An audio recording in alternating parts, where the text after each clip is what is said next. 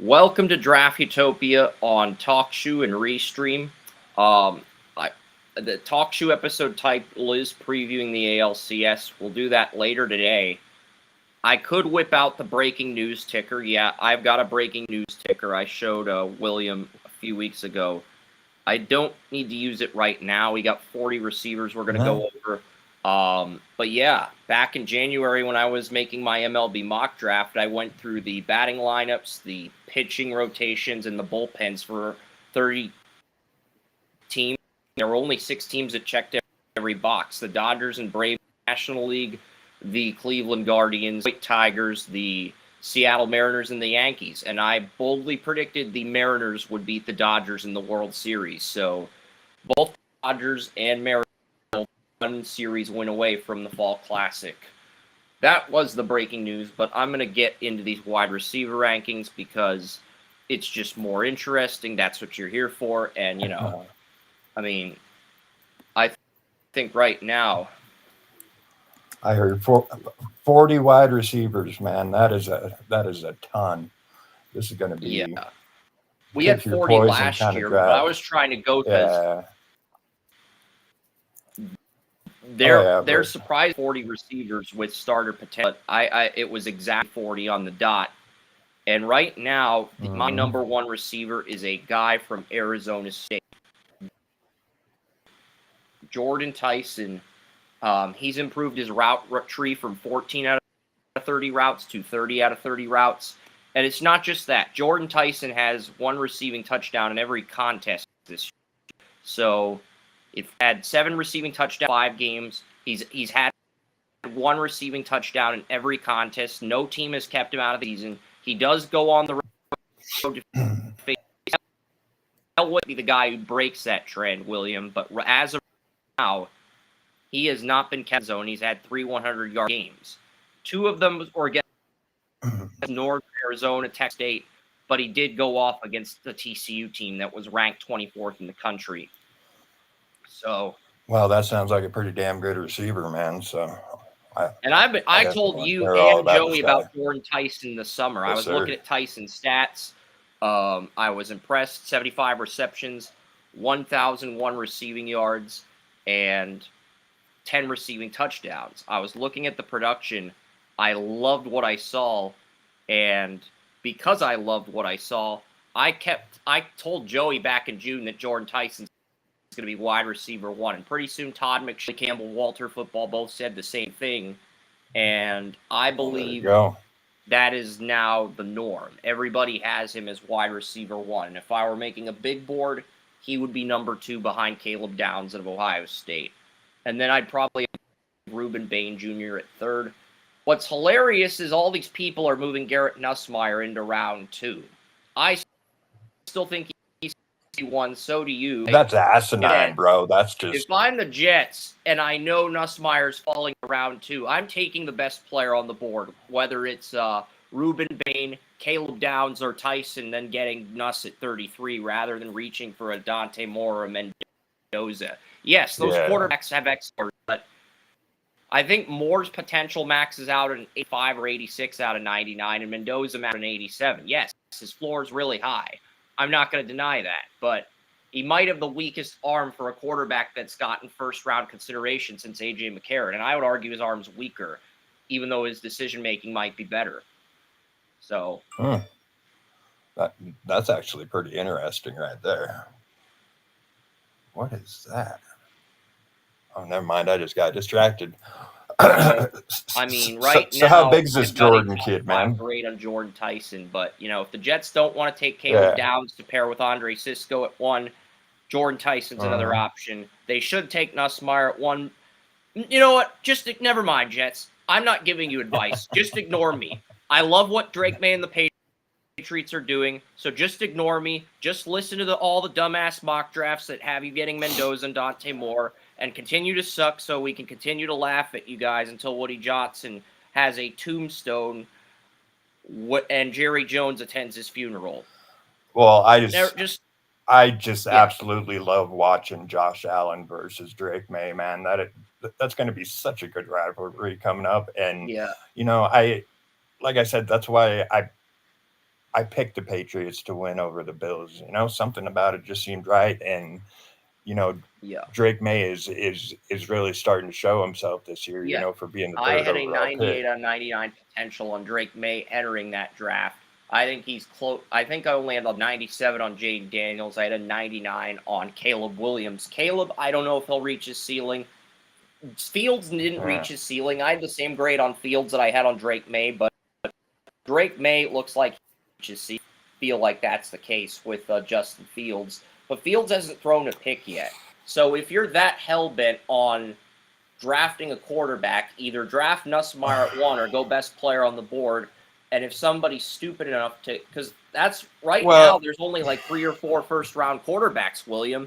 The Dante Moore's listed in a lot of mock drafts, followed by Mendoza, followed by Lenoris Sellers. And after those 3, it's basically either Mateer or Carson Beck. And nobody else is in the rankings, which I don't understand for the life of me, William. That's just dumb. Like, yeah, that it doesn't even make sense, man. To drop Nussmeier to the second round, that's just asinine, bro. And you know, I mean, that shows what you know, casual or you know, like just fans that I don't know. Don't know what the hell they're talking about, man. Because Nussmeier, I mean, he's definitely a first round quarterback, and I mean, it should you know be that way. I mean, I don't know, you know, talking about his arm strength and everything else. You know, I mean, when I first started watching film on Nussmeier, you know, he was like a more refined, you know, version of Quinn Ewers, you know, I mean, an absolute, but with better accuracy and about the same arm strength, you know, and I can't really, you know, you haven't condone made that. any tweaks to your QB rank a few weeks ago. That's not true. I've made actually quite a few tweaks. Now, instead of having 5 QBs in round 1, we only have 4.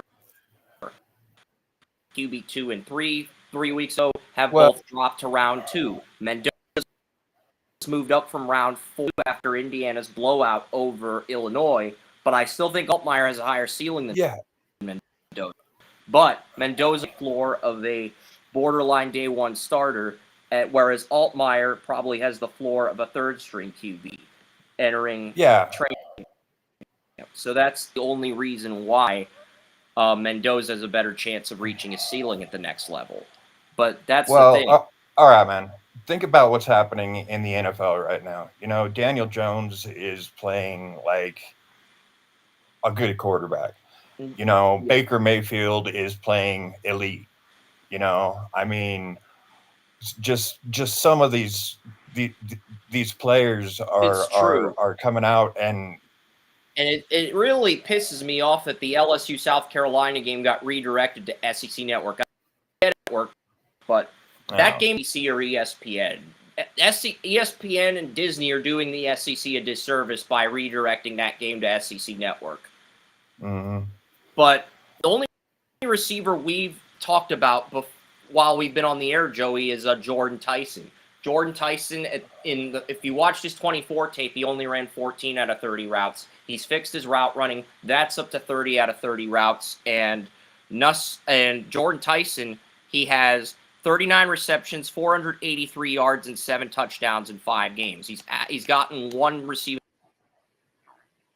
a minimum of 6 reception contest, and the fact that Tyson's route running is now just Carnell Tate's, and the fact that he's had a touchdown each Tate, I think that makes, I told you about this summer, wide receiver.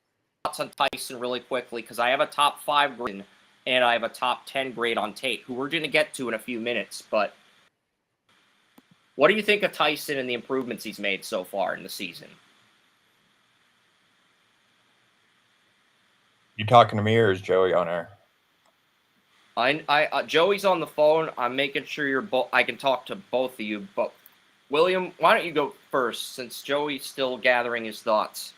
Well, anytime you can add that many complete the route tree, because so many of these college players, I mean, don't do that. But when you have a wide receiver class like next year, like I said, you're talking about 40, but it's still, between nil and everything No, else there's that 30 that total routes in the route tree, but well, yeah, yeah, no, I'm yes, we hear you now.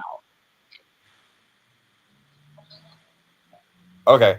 Anyway, but I mean, Y- coming to that point and developing that over one off season, I mean, should definitely, I mean, It put shows him you in the how top five. proficient he is, how fast he can learn things, because Yeah, he only ran 14 routes this year, and all 30 routes. He's got a touchdown in each game, and that separates Tyson from Carnell Tate. And I love Ohio State football, but I'm not going to be biased and put Carnell Tate at wide receiver 1 just because Ohio State's a right. receiver factory. I think Jordan Tyson's the better prospect right now. Now, we might see a situation where Tate goes to a better team like Egbuka did, like Jackson Smith-Njigba did, but I think at this point you have to put Jordan Tyson at 1 in your receiver rankings and Carnell Tate at 2. So I'm not a big fan of any college football team these days, so I can honestly say I like Tate better. But at the same time, I don't think that Tyson is one of these guys that you can discount. He is a top wide receiver in this class. And the big thing, is I'm trying to put some stuff up here. I've had some technical this morning. Been irritating me. Yeah. But for me, Tyson is Tyson from Arizona State, who we're talking about, right? yeah. Okay. He's had 6 receptions, and each game's on the year. He's had one touchdown in each game this year, too. Yeah, I'm looking at him now, and here's the thing. He's a big body. He's going to use his body to get leverage. That's what he does. And he's athletic, and he's got good hands. I haven't looked at any of his drops or anything like that, because we want him. He's got good hands. His body well. He gets in the end zone. And right now, I don't see any corner that he's put up against so far that can match him physically. I think that he's going to have to is once he gets up against a bigger corner that can match him physically, he's going to have to go out and show it that he can do the same thing against the bigger high-end corners as he does against the smaller ones. And right now, I think he's going to have the opportunity coming down. Because, let's face it, I don't think it's going to be Utah. But I'm going to look at his. I know it's coming.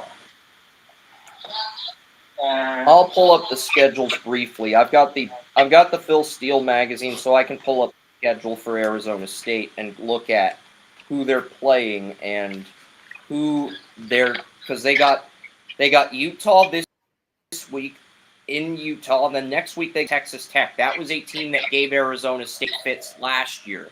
The only reason Texas Tech won that game by double digits at home last year in Lubbock is because Cam Scattaboo stepped up. The offense, the passing game in particular, was Sam Levitt and Tyson struggled in that game against Texas Tech last year. And that was in Lubbock. This year, Arizona State hosts Texas Tech. So we'll see.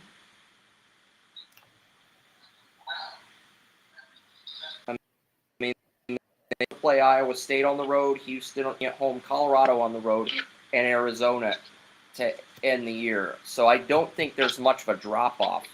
I think next week's game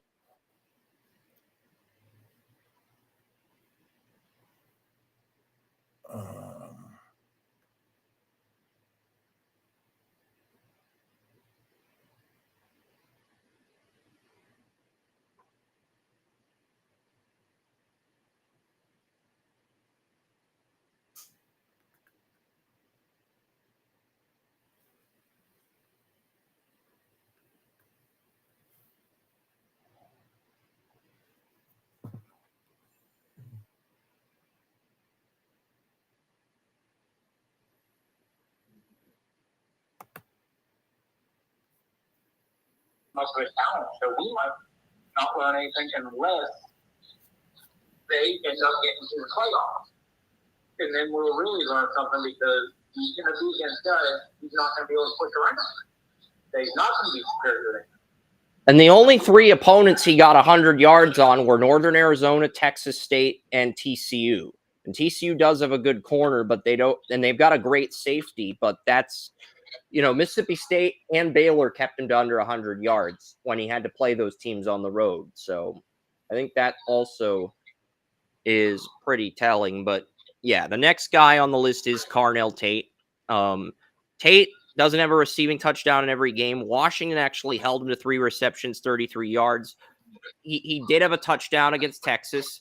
He did have a touchdown against Ohio, 101 yards and 5 receptions. And last week against Minnesota, 9 receptions, 183 yards, and 1 receiving touchdown for Carnell Tate. So, and Minnesota's got a really good secondary. So that's an impressive outline for Tate. Yeah, but with Tate, you have to also give the caveat that look at the wide receivers he's been playing with. It's like, you don't think Smith is not going to get his touches? Egbuka got his touches last year, and Egbuka, basically Tate was a slot last year to Egbuka and Smith, and then he was the number 2 guy as a freshman to he was the number 2 guy as a true freshman to. Well, no, actually, I think he was the slot guy as a freshman too, because Marvin Harrison Jr. was the number 1 the year before Jeremiah Smith arrived, and Egbuka was the number 2, and then the Tate was the slot guy. So, yeah. Came on like, the second coming of Megatron. He just flat dominated everything, and of course, that's the thing. I've been talking Tate up for a couple of years now. Yeah, so have I. So Tate is one of those guys. He also, he's a tall guy, but he's not as big of a body. The reason I've got Tyson ahead of Tate, the consistency, 1, he's a bigger body, 2, and he's more of a possession receiver. Whereas in the summer, I said there were 3 first-round guys. Tyson was the possession receiver guy. Tate was the route runner, and the deep threat that could make spectacular catches in double coverages, Georgia Tech's Eric Rivers. Those were my only 3 first-round grades in the summer. Those are still my only 3 first-round grades, but there's a few guys in round 2 that could sneak into round 1 because this receiver class is very deep. We've got 15 of our 40 receivers have a 90 potential grade or higher, and anything above an 85 or higher is a starter. Anything 90 or higher is a guy that can develop into a Pro Bowler. So you got 15 receivers that can develop into a Pro Bowl talent. And if one of those guys falls to day 3, I don't care how stacked the Browns are at receiver. If one of those Pro Bowl guys falls to day 3 or the 3rd round, you have to consider it if you don't want to give Cedric Tillman a second contract. You have to consider it. The value's there.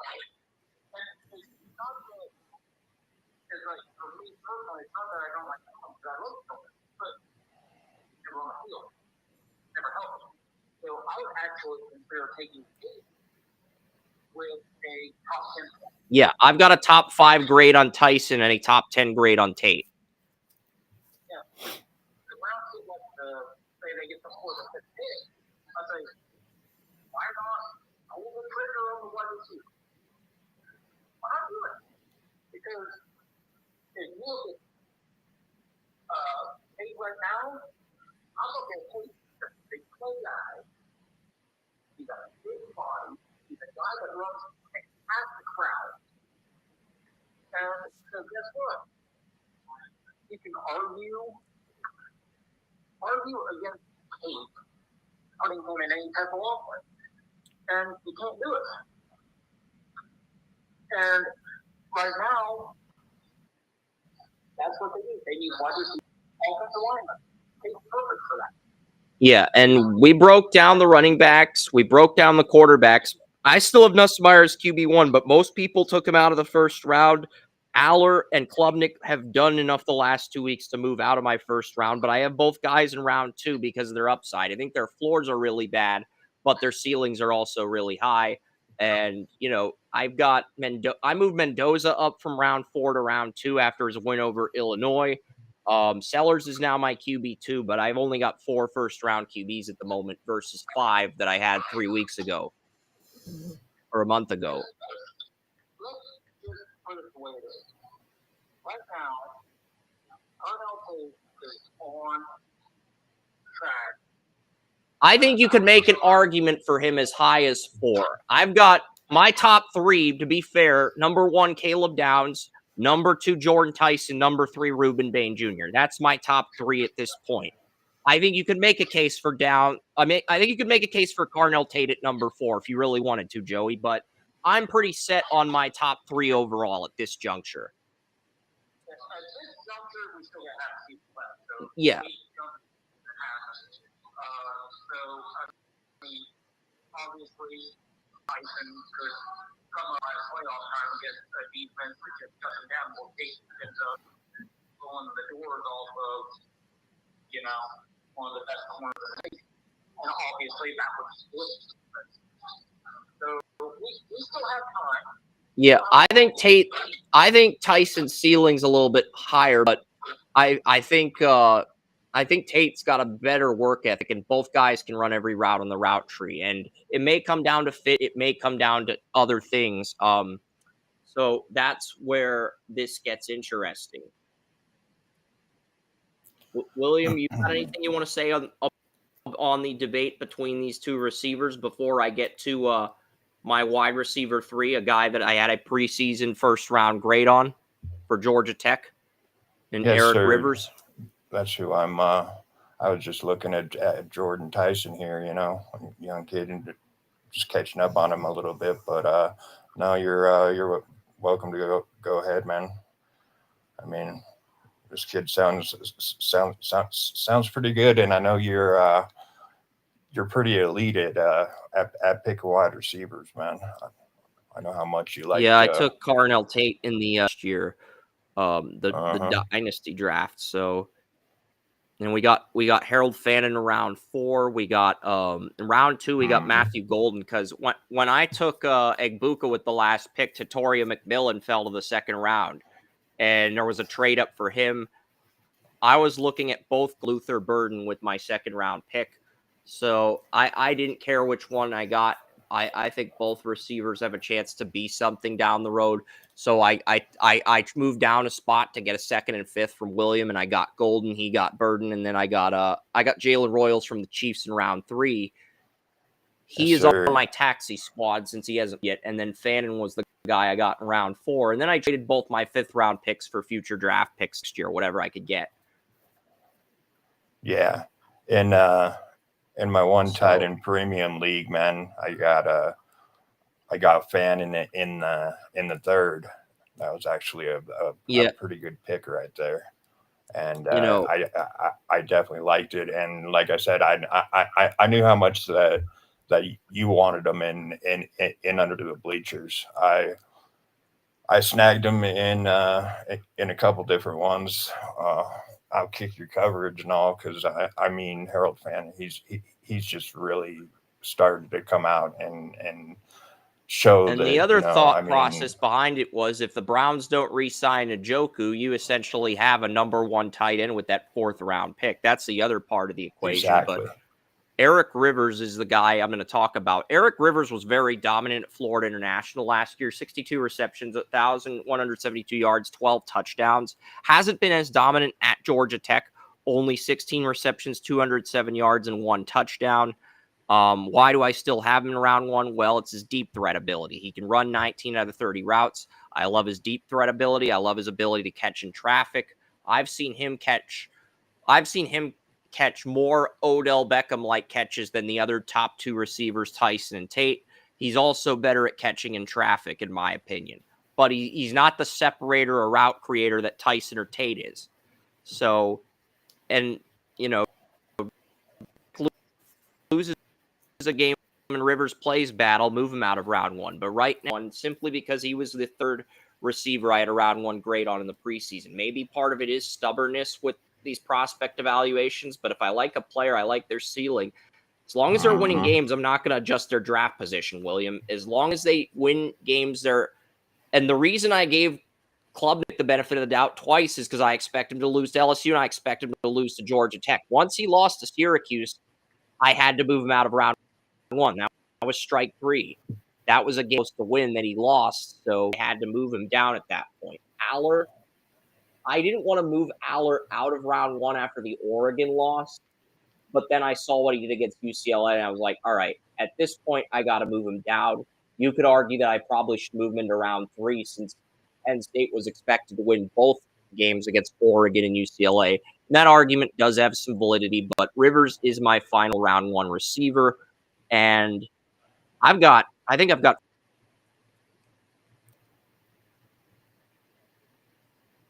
Oh man, he dropped off again. Oh no. There he is. Second round receivers, Elijah Surratt, Eric Singleton Jr., Denzel Boston, Malachi Fields, and Mekhi Lemon. I've got 5 second round receivers. Are any of these guys going to sneak into round 1? We'll start with Elijah Surratt because I think he is the reason that. It's very, very capable of doing something like that. Like I said, this is a pick your poison kind of. That's basically the same analogy. Kind of like McConkey and Pearsall and Keon Coleman and all that good stuff. This is one of those classes to where you pick. I mean, who you want. Elijah Surratt. So far on the year, he has 31 receptions, 412 receiving yards, and 6 touchdowns. I had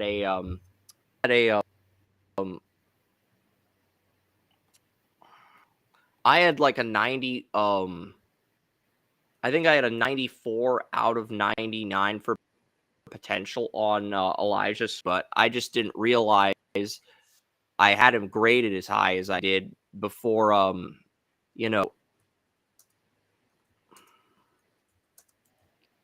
Elijah Surratt's interesting though because Surratt is I think I have a 93 out of 99 on Elijah Surratt. Elijah Surratt's my highest graded player on Indiana. And I have Mikhail Kamara in the first round. I don't have Surratt in the first round because I wanted to see what type of rapport he would develop after losing Curtis Rourke and getting Mendoza. Would his production increase or decrease? And look, Surratt had a good game last week. Surratt had his first 100-yard game of the season. He had 7 receptions, 156 yards, and 1 receiving touchdown. He had 92 yards on 9 receptions, 2 touchdowns against Illinois, and then 9 receptions, 97 yards, 3 touchdowns against Kennesaw. Has not had any carries on the ground running back. But yeah, Surratt's a steady receiver, steady hand. So I do like what I see from Surratt. And Indiana, they got a big game against Oregon on CBS today. So 6'2", 209. So I've got a 93 for potential on both Elijah Surratt and Eric Singleton Jr. And Eric Singleton and Cam Coleman, just a very deadly receiver tandem. And, Elijah Surratt, 2 receptions, over 1,000 yards and 8 touchdowns at James Madison. In the last 2 years, he's had 14 touchdowns. Illinois. But it's so successful is because of Elijah Surratt. It's like when Johnny Manziel had Mike Evans. That's basically the type of impact Surratt has on Indiana's offense, but he's not as good as Evans was coming out of college. Mm-hmm. Yeah. Because I think Surratt's the best player on Indiana's offense, despite the fact that Mendoza's getting all the hype right now. Oh man, and what they did to North Texas, bro. Yeah. Or no, that was I saw what South Florida did to North Texas last night. Savannah was disappointed. Yeah. She was disappointed, but she was happy. The crowd, North Texas had a sellout football game for the first time in school history. Really? They did. That's actually pretty cool. I watched She was a that cool chick to game. talk I to. watched Clemson. I watched Clemson, North Carolina State in soccer, and then I also watched Mariners Tigers, which went to 15 innings. Oh wow, But yeah, that's a bit much. and I was making jokes saying, "Hilarious if the baseball game was still on at noon," and then Gus decided to call the game in like the 30th inning. I kept making jokes, but yeah, Eric Singleton, 6'5", 10, 180, kind of small for a receiver, but the Auburn receivers got 27 receptions, 265 yards, 1 touchdown. Both of his touchdowns came against Ball State. Yes, his ceiling's high, but doesn't really have that statement. So Singleton, even though 93 on Singleton for potential, he's a guy who could very easily move down to round 3. Auburn's his best receptions came against Oklahoma. He had 9 for 60 yards.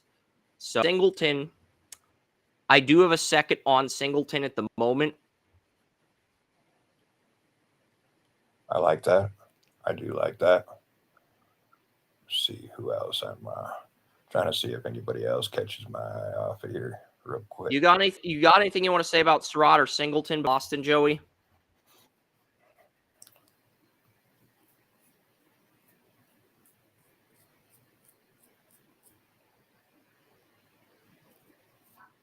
I don't have anything to say about Surratt. Singleton's a guy that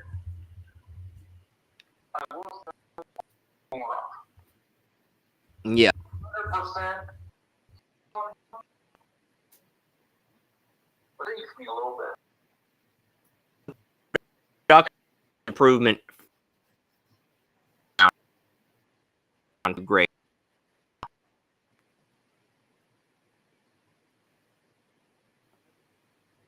So looking at this,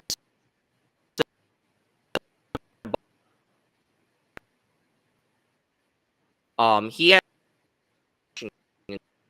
that's like Is he? it's second Is he related to David Boston? Maryland and he didn't blow. Still like him enough to take 4.209, great size. I don't see the round 1 guy. A lot of people. Yeah, because that's a big dude. In Boston. Yeah, that's kind of what I'm wondering about here. You know, he's got real good size. You know, I mean 6'4" and still running a 4.5 to 40, and you know, I mean, I'm just trying to figure out if he's related to David Boston at all. I remember him playing for the Cardinals and. Yeah, I've got a 91 for potential on Denzel Boston, but, you know, the Malachi Fields, I think we have a 91 on. I think we have a 90 on Mekhi Lemon. Mekhi Lemon, I've seen Mekhi Lemon in the first round of some mocks, but his ceiling is significantly lower than some of the other receivers, but his probably has the best production outside of Tyson and Tate right now. Just worked on production alone. I'll say that much. Definitely agree with that. But I'm looking at Boston to find out if he did David Boston. Played at Emerald Ridge in Seattle, Washington. I don't think they're related. No, I don't think so either. Because they're not saying anything about that. But yeah, there's no information about his family, so I'm just gonna assume they're not. And related. I remember when David Boston was a big wide receiver, and man, he was only 6'2", 230. Man, that's like small now compared to some of these guys. Yeah, another big body target is Malachi Fields, 6'4", 223, 17. And Malachi Fields, he I think he transferred to Notre Dame from another college last year. I'm looking at the production here. Yes, he played there for 4 years and he transferred to Notre Dame. Receptions, 319 yards, 2 touchdowns, and his defense, Malachi Fields' defense, he's got a freshman red shirt throwing him the ball. So, but, outside of those games where Miami and Texas A&M won, he's had a touchdown in each of the last 3 games, but he hasn't had that statement 100-yard game yet. So, therefore, can he get that as his season progresses? Because right now, outside of Surratt and Boston, you can make an argument that both Singleton and Fields need to do more to maintain their round 2 grades. Yeah, I definitely agree with that, man. Malachi Fields, he's another big dude, 6'4", 223, run 4.5 40. I mean that's definitely not too shabby right there for some of these guys. I thought Zach Branch was bigger than that. The next guy we're going to mention, Makai Lemon, is the final second-round receiver. Makai Lemon has 35 receptions, 589 yards, and 5 touchdowns. He had 158 receiving yards, 2 touchdowns against Georgia State, 127 yards, 8 receptions, 1 touchdown against Michigan State, 11 receptions, 151 yards, 2 touchdowns against Illinois. So, and Makai Lemon's doing the most with less, because I'm really impressed with USC's quarterback, but because I think the guy that they replaced Miller Moss with in the portal is worse, but Makai Lemon's done the most with less. It has Julian Sayin, Jordan Tyson, and Sam Levitt. Makai Lemon done the most with the worst QB situation of the receivers in the first 2 rounds. And if you were just looking at his production alone, you could make the argument that, Lemon is wide receiver 3. I don't think his ceiling is as high as the other 7 receivers, but again, outside of Tyson and Tate, Makai Lemon has the best production of any of the receivers in the draft, and it's not even close. So, and now, for sure. Right now, the Vegas favorite to win the Blitnikoff is Makai Lemon. Oh, really? Yeah. It's not Tyson or Tate. It's Makai Lemon. He's the early Vegas favorite to win the Blitnikoff this year. But Makai Lemon's got a big game against Michigan tonight. USC's hosting Michigan at 7:30 on Peacock. And NBC. So that's a very big game for Makai Lemon to prove himself. Yeah, for sure.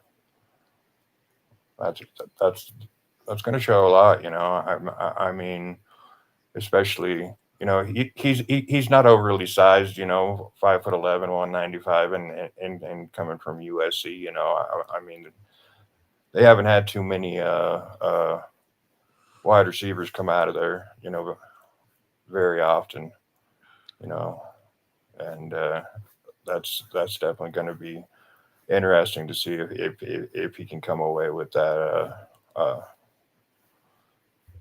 best receiver award, But 3 potential draft landing spots for Makai Lemon: Pittsburgh Steelers, Tennessee Titans, and Cleveland Brown Barker. So I've got Tyson, Tate, and Rivers, 3 first-round receivers from my preseason, still in round 1. And then I've got Surratt, Singleton, Boston, Malachi Fields, and Lemon. Makai Lemon's only 5'11", 180, but he's the best production of any receiver in this draft. With the last 2 games against Michigan State, his production's been very good. I only have a 90 on him for potential. I've got a 91 on Boston and Fields. I've got a 93 on Surratt, Singleton, and Rivers. I've got a 90. I think I've got a 92 on Tate, maybe a 94, and I've got a 94 on Tyson. So, it's just we'll see how this receiver class develops. But I just think the other 8 receivers have higher ceilings than Lemon. But Lemon's been probably the most productive receiver outside of Tyson and Tate. So you could certainly make the argument he's wide receiver 3. But you look at this group: Elijah Surratt, Eric Singleton Jr., Denzel Boston, Malachi Fields, Makai Lemon, the 5 second-round receivers. is there a standout among this group you think can sneak into round one if Rivers doesn't start performing more international last year? Is there a guy among this group of 5 receivers, Surratt and Boston Fields and Mekhi Lemon, that could sneak into round one? Well, I definitely think Malachi Fields can, and I mean, being 6'4", 223, I like his size, and still being able to run 4.540, and I mean, I think he can definitely make that jump, and like I said, there's probably a couple others too, I mean, Singleton probably can. I mean, it shouldn't be, like I said, too much of a problem because it's just going to be, like I said, pick your poison, Yeah, because Auburn is another receiver in 2027, Cam Coleman, who's considered the 3rd best receiver behind Ryan Williams and Jeremiah Smith in that draft. Those 2 guys are kind of take targets from each other. Joey, is there a guy in this group, in your opinion, that has a chance to sneak into round one of the 5 names I mentioned? Austin Fields and Lemon. I'm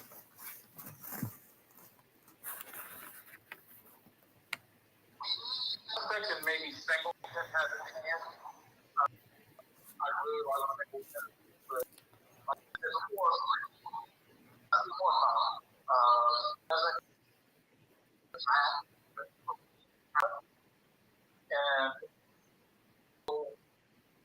talent doesn't.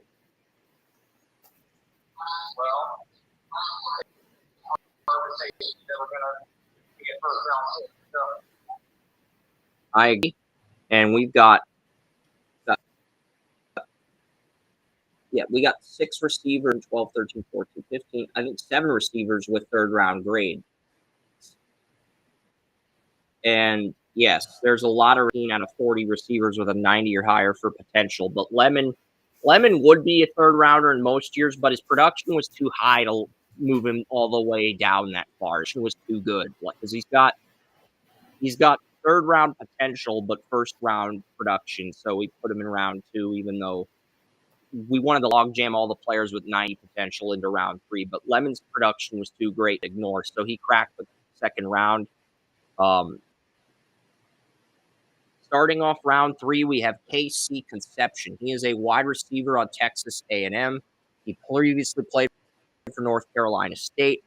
And KC Conception, 24 receptions, 401 yards, 5 touchdowns on the year so far. He had 113 yards against Auburn. That was his only 100-yard game. 2 touchdowns against Mississippi State, 2 touchdowns against Utah, 1 touchdown against UTSA.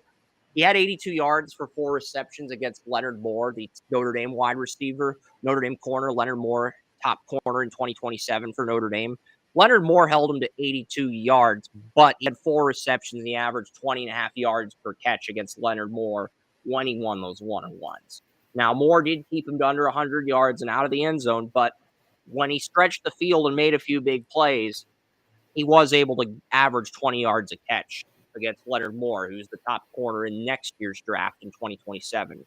So that is help.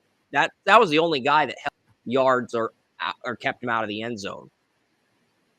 That was the only guy that both kept him out of the end zone and held him to under 100 yards. KC Conception, he struggled against Notre Dame, but Conception is my top round 3 receiver at this point. And yeah, Texas A&M's undefeated. Conception and Levy and Moss are a big reason why. The next player we're going to break down here, is Kevin Coleman. This is a player, Kevin Coleman Jr., Missouri receiver. This is a player that Joey actually Joey thought could sneak into the 1st round over the summer. I don't know if he feels that when we did our SEC preview. This was a player that Joey is a potential riser. And so far, Kevin Coleman Jr., 39 receptions, 386 yards, 1 touchdown. His ceiling grade for potential is lower than Luther Burden's was in his draft year. But, Kevin Coleman Jr.'s had 2 games with over 100 yards. He had 10 receptions, 26 yards, 1 touchdown against Kansas. And then he had 12 receptions, 108 yards against UMass. South Carolina held to 3 receptions for 20 yards.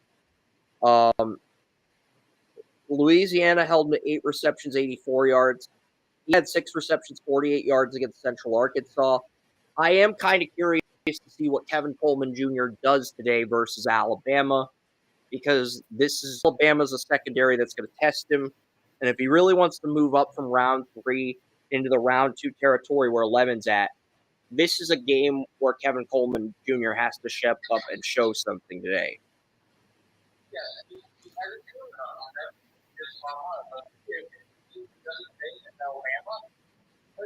Alabama had a disaster and they come out strong. So, we're going to see a lot of them today. And we're going to sit around round 3 probably less. So, we're going to find out a lot of stuff. Yeah, because there's a bunch of receivers with 90 potential. But outside of Conception, Coleman's the best of that bunch. And then the next guy is Devontae Ross. Devontae Ross is Penn State's number 1 wide receiver. And I mean, this is a guy, he had 9 receptions, 153 yards, and 3 touchdowns, I believe, on the year. No, yeah, he had he missed the UCLA game last week. And that might explain why Penn State's offense was stagnant, because Devontae Ross is Aller's number 1 target. And last year he went off with 76 receptions, 1,043 yards, 11 touchdowns. This year he's only had 9 receptions, 125 yards, 3 touchdowns. And Devontae Ross probably should have took the money and turned pro. He would have at least gotten picked somewhere, even if it was a day 3 pick. Whereas this year it's like, all right, his production is not matching what he did last year. So, Devontae, I do have a 90 on him for potential, but I have him in round 3. The next person we're going to mention is D. Sheffield, player that Savannah told us about it under the bleachers on Wednesday. DT Sheffield was the number 1 receiver. He transferred to Rutgers, and this is a guy who play on special teams.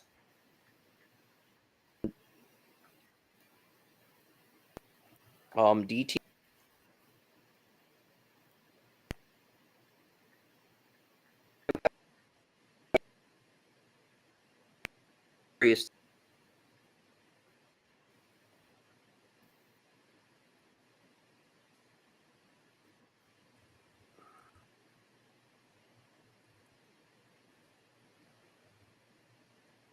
You're kind of breaking up a little, man. Oh, really? Yeah, the audio's a little bit off. Oh, damn it. All right. Why is this happening? Bunch of microphones.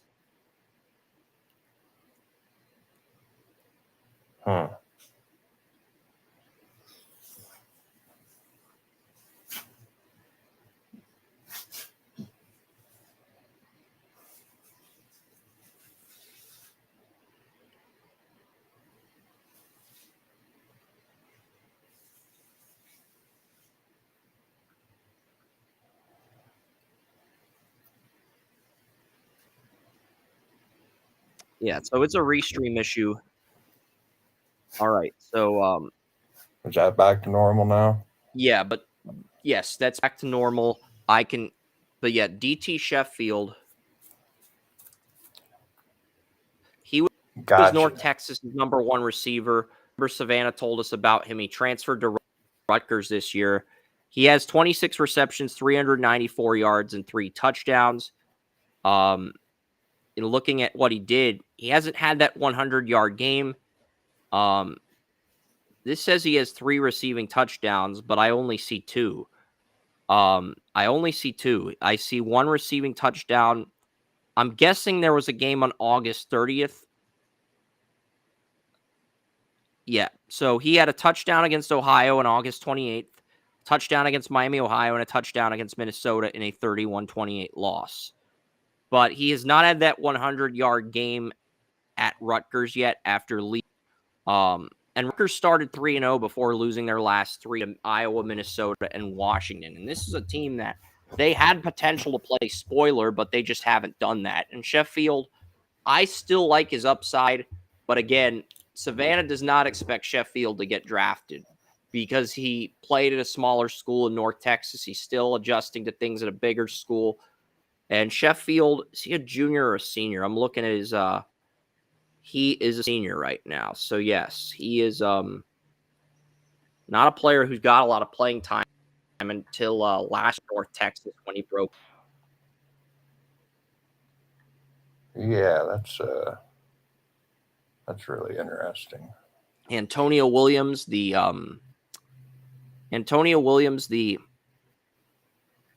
Clemson wide receiver. Receptions, 86 yards, 0 touchdowns. This is a guy that I was considering putting in round 2 in the summer because he'd have very dominant 2024 season, 75 receptions, 904 yards, 11 touchdowns, had a very dominant season. But he has not played since he came back from he got injured against LSU. He came back for the Syracuse game. They had a bye after that, and he's had 5 receptions, 49 yards, and 5 receptions, 37 yards. Williams may have been a round 2 guy in the summer. He's now locked into round 3. He could move into day 3 if he doesn't get it together soon. Because this was their best receiver last year. And just seems like he hasn't been able to break out. The next receiver is Chase Roberts. BYU, 20 receptions, 395 yards, 3 touchdowns on an undefeated BYU team with a freshman quarterback. 3 receiving touchdowns, averaging 19.8 yards per catch. Had a receiving touchdown against Presbyterian. 5 receptions, 84 yards, no touchdowns against Stanford. 5 receptions, 97 yards against East Carolina. 5 receptions, 49 yards, 2 touchdowns against Colorado. 4 receptions, 161 yards against West Virginia. So he does a lot, Chase Roberts. But really, you'd like to see more from Roberts. But the size is there. And then the final round 3 receiver with a Pro Bowl upside is Bryce Lance. He is a North Dakota State wide receiver, 6'3", 209, and the younger brother of Trey Lance.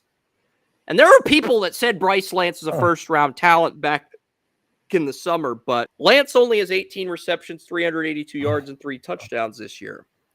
And he had 159 yards against Southeast Missouri State, and he had 98 yards and 4 receptions against South Dakota. He hasn't had more than 4 receptions in a single game this season, so that's why I have Lance in round 3, only because of his argue that he could be the first day 3 receiver pick. But yeah, the outside of Mekhi Lemon, the big problem with a lot of these third-round receivers that have a 90 potential grade out of 99, which is barely a Pro Bowl grade. A lot of the problem with the receivers in this category, Joey, is the production has been underwhelming. Underwhelming to the point where half these guys may end up dropping to day 3 if things don't change by the end of the year. Because you're really expecting more from a lot of the guys in this group. Conception has done enough to stay in round 3, and I think Coleman has as well, but they also haven't moved the needle enough to where they can make this interesting and sneak into round 2. I don't think we have many days to get. I think the majority of these guys, after, I think we may have 2 or 3 day 2 guys, 2 or 3 day 1 guys, then I think you're looking at 4th round guys. I don't think there are many 3rd round guys. We're going to get boxing taken in the 3rd, we always do, but I think most of these guys are day 3. I don't think there's I think this is a down year for receiver. Right now for you, you're probably thinking Singleton and Lemon are the 2 round 2 guys, and maybe Denzel Boston and Coleman go in round 3, and then the rest of this class is day 3 guys for you. That's probably what you're thinking. Pretty much. Maybe Surratt moves into round 3, but he's a day 3 guy for you at this moment. Maybe, and then the BYU guy, as I've seen him a couple times, he shows a little bit of promise, but he's nothing to write home about, no matter how much people talk about. So, I mean, it's a reach for me to say, we're going to have like 2 or 3 Pro Bowlers. Well, we might have 2 or 3 Pro Bowlers, but how many? There might be 15 receivers with Pro Bowl potential, but what Joey's getting at is only 5 are going to have a chance to reach their ceiling. The other 10 are just going to fail miserably. Maybe not fail miserably, but they're just going to be role playing. Yeah. So, and that's not a bad thing, but for draft status, Yeah, that is one thing that I have kind of noticed. There's a bunch of mediocre kind of wide receivers. Like I said, between the 3rd and 4th round, there's a few, and it just seems Good news is there's only 4 4th-round receivers. Only question is, are any of these guys going to impress you more than the 3rd-round guys? And I've got an 89 for potential on everyone in this group. Starting with Louisville wide receiver Chris Bell. I've got Chris Bell.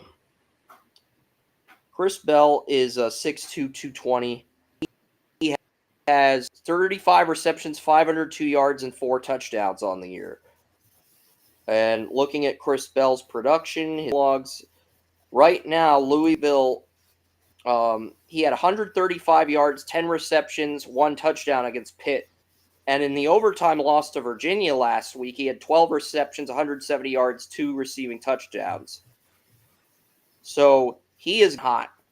And Louisville plays Miami tonight. So if Crook can keep this momentum up where he has 10 receptions, 125 yards, and 1 or more touchdowns, is Bell a guy, even though I've got a 89 on him for potential, which is under a Pro Bowler, but very productive receiver. Is Bell a guy that could potentially move into this day 2 conversation with how consistent he's been? I'm going to say no right now, but if Bell has a great game against Miami, there's going to be people making the argument. Because Bell's rated higher than Colin Lacey and Joey's been very high on, but he's barely graded higher than him. But we'll see, William. We'll see how it. Yeah, I can definitely see that. I mean, like I said, there's a few here that can, do their thing, can make a jump, and that it just, like I said, it just depends, man. And there's a bunch here, and Josh Cameron wide receiver dominated has Baylor's number 2 in Baylor's second game of the year.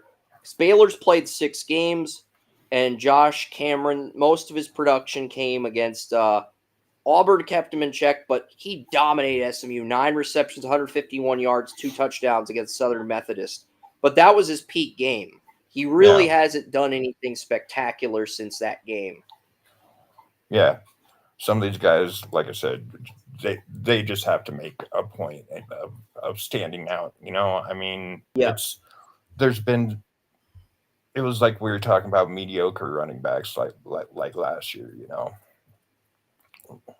Trey last weekend, Pena, he was a former Syracuse receiver, 18 receptions, 197 yards, and 1 touchdown on the season. And that touchdown came against Villanova. So Pena, for a player with an 89 potential, he's been very underwhelming at Penn. Yeah. And then you've got Jacoby, who I've got 89 on, and then the top round 5 receiver, Zachariah Branch, Zachariah Branch and Colin Lacey are the top 2 5th-round targets in this draft. But, Jacoby Lane, 13 receptions, 278 yards, 1 touchdown. His only game where he eclipsed 100 Purdue, his only touchdown came against Georgia Southern. And Illinois kept him in check for the most part. So I mean, I've got a 4th on Lane. He's my last 4th round guy. And then I've got a bunch of receivers with 85, 88, 87 potential grades. Yeah, I've got 88. I've got a bunch of 87, 86. Yeah, I've got a bunch of 85 potential grades in round 7, a bunch of 87, and I think a bunch of 86s, a bunch of 87s in round 6, and then 86s and 85s in round 7. But let's get to round 5, bunch of these 88 and 87 potential grades. But Zachariah Branch headlines round 5. Then you got Colin Lacey. Deion Burks of Oklahoma is the next round 5 guy. After that, you've got Dane Key, Nebraska wide receiver. He was the number 1 at Kentucky last year, Dane Key. And then you got Reggie Virgil, Texas Tech, Eric McAllister, TCU, Jeremy Bernard, the number 2 at Alabama to Ryan Williams, Krishawn McCray, the Michigan State receiver, number 2 to Nick Marsh, 2027 first round pick. And you got Caden Lee out of Ole Miss. That's your round 5 group. But before we get to that group, was there anyone in round 4 that impressed you? Because outside of Bell, round 4 does feel like an unspectacular group, William and Joey. Yeah, I definitely agree with that. I mean, last year we were talking. I remember you talking really highly of Evan Stewart. Evan Stewart is going to have a medical red shirt, and he's going to play next year, so he's going to be in the 2027 draft. That's why I didn't put him in my rankings.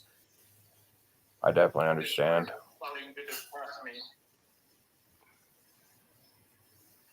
Really? Chris Bell's the best receiver on Louisville. I know you like Colin Lacey a little bit more, but Bell's had 2 games with 10 or more receptions and 125 yards and a touchdown. I really don't like either of them right now. I started liking Lacey during that magical season he had 2 years ago. He really hasn't done anything except for... Yeah, he got injured at Louisville last year, which is why he came back. And this year, he's the number 2 guy to Bell. But Bell stepped up the last 2 games. The thing is, Lacey hasn't really been any better than Bell. Lacey's had 2 8-reception games. I mean, the production's, basically the same, but the problem is they're both equally unimpressive. I would argue Bell is impressive. He's been unimpressive. I don't see much of him. Well, last 2 games, Chris Bell had 10 receptions, 125 yards, and a touchdown in each of his last 2 games against Pitt and Virginia. But maybe those secondaries are just awful. Maybe Pitt and Virginia have awful secondaries. Maybe the cornerback play on those colleges is awful. I think it was Virginia that I was saying the other day didn't have a very good secondary, but well, Jonas Sanker was a good player. I had a 2nd round grade on him. He fell to round 3, and he's the only player that's intercepted Josh Allen this season. Jonas Sanker. So he went to Virginia last year, and without him. Well, that was last year. But the thing is, neither one of the guys are impressive. Colin Lacey's had 2 games of 8 receptions, but he hasn't had that 10 reception game like Bell has. And yeah. Both remind me of glorified slot guys. Yeah. That's a great place to be if you're a pro, but a bad place to be if you want to be drafted high. But I've got Lacey in round 5 and Bell in round 4. So, and Lacey had 97 yards for 8 receptions against Bowling Green, 8 receptions, 95 yards. Lacey's not reached the end zone this season.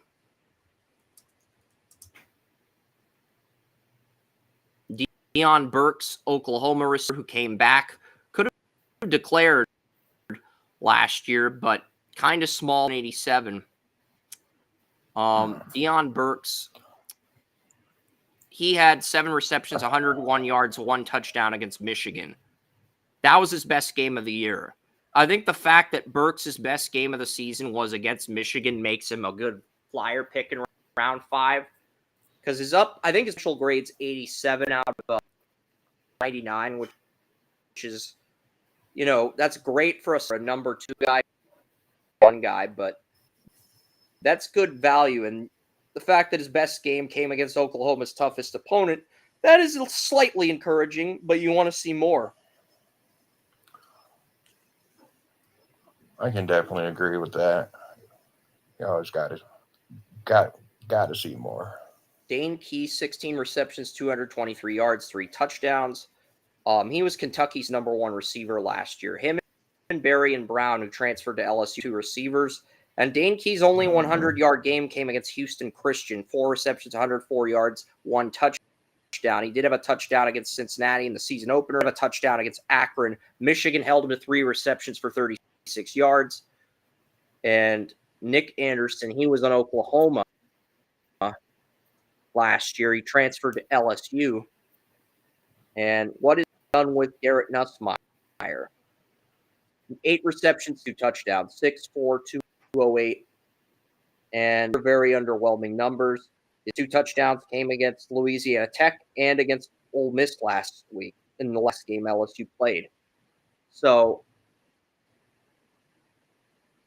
that's why he's ranked as low as he is. Reggie Virgil, Texas Tech receiver. I've got an 87 for potential on Reggie Virgil out of 99. 21 receptions, 252 yards, 4 touchdowns for Virgil. He had 72 yards against Utah. Nussmeier's underwhelming, and so is his receiver. I don't think Nussmeier's underwhelming, Joey. I don't think Yeah, I done crap this year. he was actually 10th in passing yards after LSU's game against Clemson. He was actually 10th in the country in passing yards after the Clemson game. Yeah, 10th in the league in the first round and a half. He's going to push that up. I agree, but I still have him as QB1 because outside of the game against Ole Miss, which I don't think Nussmeier was bad in. I mean, Nussmeier, I got to see him lose multiple games before I pull the trigger and give up on him entirely. And 7 touchdowns, 3 interceptions, 1,150 yards. He had a touchdown interception against Louisiana Tech. He had a touchdown against Florida. He had a touchdown interception against Ole Miss.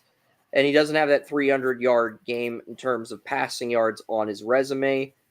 And yeah, he doesn't have a game with 300 total yards on his resume this year. That's why. And neither does Mendoza, but Mendoza's done a lot better with turnovers, a lot better with touchdowns. That's why a lot of people are fading Nussmeier. But I think it's too early to do that. Let's see what Nussmeier does against South Carolina tonight. If he struggles against South Carolina in Baton Rouge and Death Valley, I think at that point we can move him out around 1 or out of the top 5. I'm not ready to fade on Nussmeier just yet. He has a great game this week. We'll revisit it next week. Yeah. Eric McAllister, TCU, and then Jeremy Bernard. So there's a bunch of guys, though, at receiver. McAllister, 17 receptions, 385 yards, 5 touchdowns. He had 254 yards and 8 receptions versus SMU. SMU probably is an awful secondary. That both Baylor and TCU's number 1 receivers went off against SMU. And SMU was predicted ACC championship along with Clemson with them having a lot of returning talent. Miami was projected to finish 3rd in that conference, and Miami's running away with it. So is Georgia Tech. But I've got Jeremy Bernard, 25 receptions, 392 yards, 5 touchdowns. Jeremy Bernard did have 8 receptions and 146 yards against Florida State. He hasn't had 100 yards since the Florida State game, but he's had a receiving touchdown in every other game this year. He's been a very consistent, very steady number 2 receiver next to Ryan Williams. I don't see him being anything more than a slot guy in the NFL, but, the consistency does impress me to a degree. How many more 5th-round receivers do we have? We only have 2, Krishawn McCray and Caden Lee. Krishawn McCray transferred from Kent State to Michigan State. He had 705 yards, 9 touchdowns at Kent State last year. McCray has not had more than 3 receptions a game, and the 3 receptions came in the shootout against Boston College. And he only had 44 yards on Boston College. Caden Lee is the number 1 receiver at Ole Miss this season. Caden Lee's a junior, I believe. 12 receptions, 226, 1 touchdown. And Caden Lee's signature game, he had 4 receptions, 70 yards, 1 touchdown against LSU. He had 3 receptions, 75 yards against Arkansas. So he's starting to arrive, but he's being used very. But round 6, these are the receivers with an 86 potential out of 99. Anything below an 85 is a backup grade for me, but even though there's a lot of receivers with high upsides, their floors are probably very low. Is there anything you want to say through the first 5 rounds before we get to round 6? No, sir. I'm good to go. Well, we're gonna start with a MAC guy, Junior Ross III, 5'8", 182. He's undersized, but his production is pretty good. It's better than half the receivers I've mentioned. 31 receptions, 380 yards, 6 receiving touchdowns. He 122 yards against Western Kentucky. He had 88 yards against Kentucky. 7 receptions, 88 yards, and a touchdown against Kentucky. He also had 9 receptions, 122 yards, and 2 touchdowns against Akron in a 45-3 blowout. And Toledo favorite to win the MAC. So Vander Ross could go off in the second half of the season now that we're in conference play. But yeah, Junior Vander Ross III. If he does not put on a face and go as the Halloween as a vampire, he will have a gross issue with his judgment calls. Okay? Because his name is a perfect Talon Monte Cristo type deal. Yep. Trent Walker out of Oregon State. 43 receptions, 584 yards, has not gotten a touchdown yet on the season, but he had 103 yards against Houston, 179 against App State, 99 yards against Fresno State, 67 yards on 7 receptions against Texas Tech. Oregon held him in check, 0 receptions, 0 yards. Caleb Douglas, I do like Caleb Douglas as far as his ceiling goes, but he had the big drop in the Utah game a few weeks ago, if you remember. He had the big drown play when we had the TV on in the background when we were doing the quarterbacks. And he did rebound it with 7 receptions for 114 yards against Houston. So, Caleb Douglas. Yes, definitely remember and then we got Javon Tracy, the Minnesota wide receiver. Javon Tracy Minnesota is the next 6th round guy. 104 yards, 2 touchdowns. And he had Ohio State kept him in check last week. 0 receptions, 0 yards. He had his best game came against Buffalo, 3 receptions, 71 yards. He did get touchdowns in Northwestern State, but Buffalo was the only team he got 70 yards on. Luke Wysong, Arizona.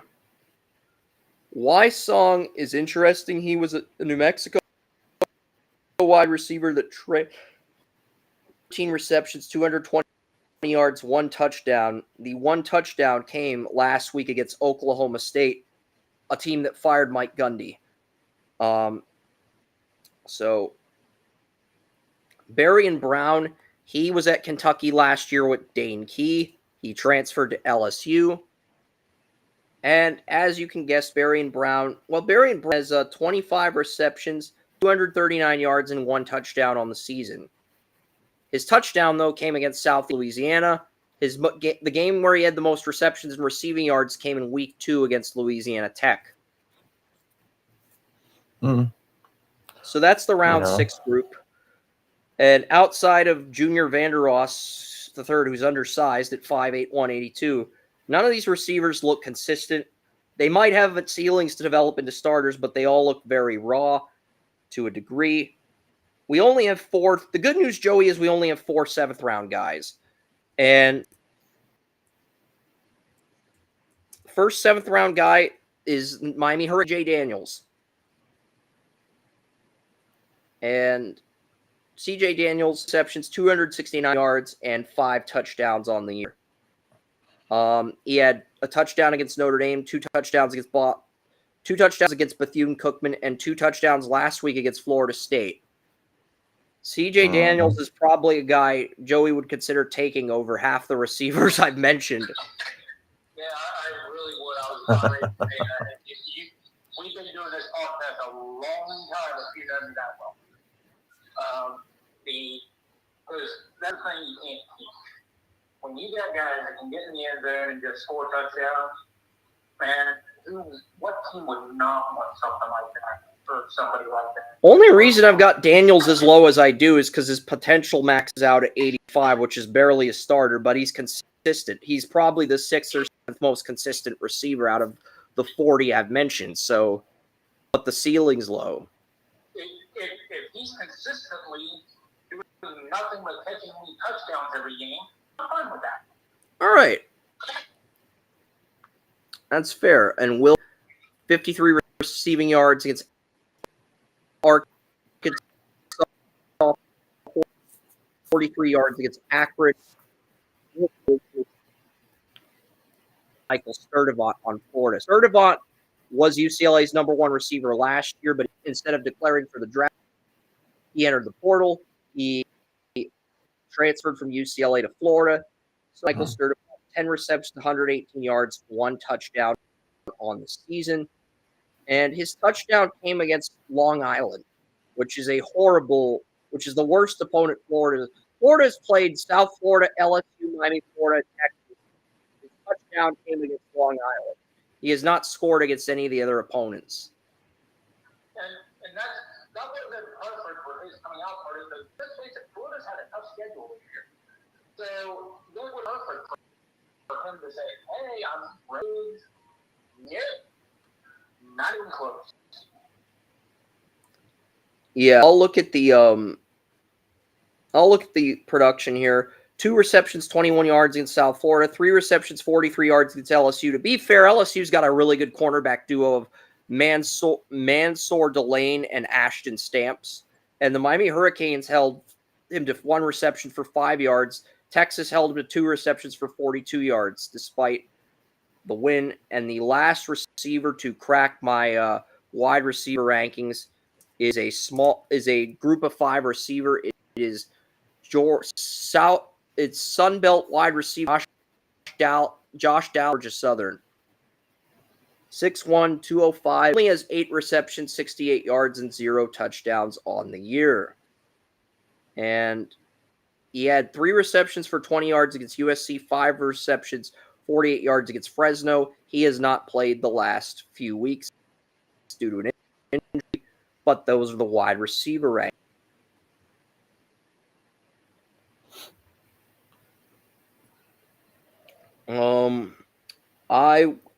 I think the receiver group and the QB group are the strongest of the 2 that we've scouted so far. But again, you could also argue that even though there's a lot of high upside players, even in round 7, the floors are probably much lower than I'm initially projecting. The production doesn't add up with a lot of these guys. And that is what makes this draft class underwhelming compared to last year's group. Because I didn't like last year's group initially, but at least there were guys who not only had good production, but had potential. Even if it wasn't Pro Bowl potential, they had something they could bring to the table. And I think we ended that draft with 7 to 11 guys that could run all 30 routes in the route tree. So, again, we'll see how this develops. Will we see more quarterbacks or goalies drafted in the first round? Depends on which draft you're asking. NHL goalie draft is historically weak this year. The first goalies project to be picked 92nd overall in round 3. MLS draft, however, for soccer is historically great. There are currently 6 goalies projected to go in the. There's currently 2 goalies in the top 6, 5 goalies in the top 20, 6 goalies in the top 27 with 31st round picks. Oh, and 7 goalies in the top 32. So yes, I never thought we would see a day where we would see the. So this is basically going to be the MLS, because there have been 2 MLS drafts with 4 goalies picked in the first round. 2018, 23 teams, 2024, 29 teams. So there's 6 first-round goalies this year, and there are 3 big-time stars. Ransford Yen, he's supposed to be Ghana's version of Messi. You've got Nicholas Simmons, the son of a former MLS player on the Jamaican national team. He models his game after Thierry Henry, the Arsenal striker, and you've got Junior Diouf, the Grand Canyon striker with 10 goals as a true freshman. He models his game after Neymar. He's considered Senegal's version of Neymar. So you've got those star players, and then you've got the 6 goalies. So if I were ranking draft classes in every sport outside of the NFL and the NHL, I would probably put MLS at 3 above NBA and MLB right now, because I do think NBA is better than it's being. It's like and there's a massive drop off in the 26 MLB draft, like the top 5 in this year's WNBA draft. But outside of that top 5, there's a big drop off. And the thing I noticed, and Emmanuel Watson agreed with me here, is the WNBA, the NFL, and the NHL are entering bull markets in terms of their draft classes. The NBA, the MLS, and the MLB are entering bear markets. And this year's MLS draft could be good, but the last few years, Joey, ever since the 22 draft where you had Useni Buddha, Theo Colin, Roman Celentano, the last three MLS drafts, teams have basically just kept their first-round picks hostage in MLS Next, and they haven't really developed them, and it's kind of taken the excitement out of things. Like Apple TV got the 24 MLS draft, but they refused to cover the 25 MLS draft. There's a reason why they did that. I didn't agree with it at the time, but there's a reason why they did that. And as much as I love soccer, I am a realist. So until that trend changes, I have to just assume every MLS draft is going to be a bear market. Even though there are players in college soccer that have impressed me, but when I'm looking for defensive players, I'm looking for guys with 10 or more shutouts in soccer. There have been more goalies that have approached that number than there have been defensemen this year, as hard as that is to believe. And that's the biggest reason why there's 6 goalies in the top 27 of a 30-pick draft in the first round and 7 goalies in the top 32. So even if a goalie slips up in the interview process, if there's 7 goalies in the top 32, we're going to see 5 picked in the first round. We're going to see at least 5 picked in the first round this year. The record for goalies drafted in the first round is going to get broken, I think.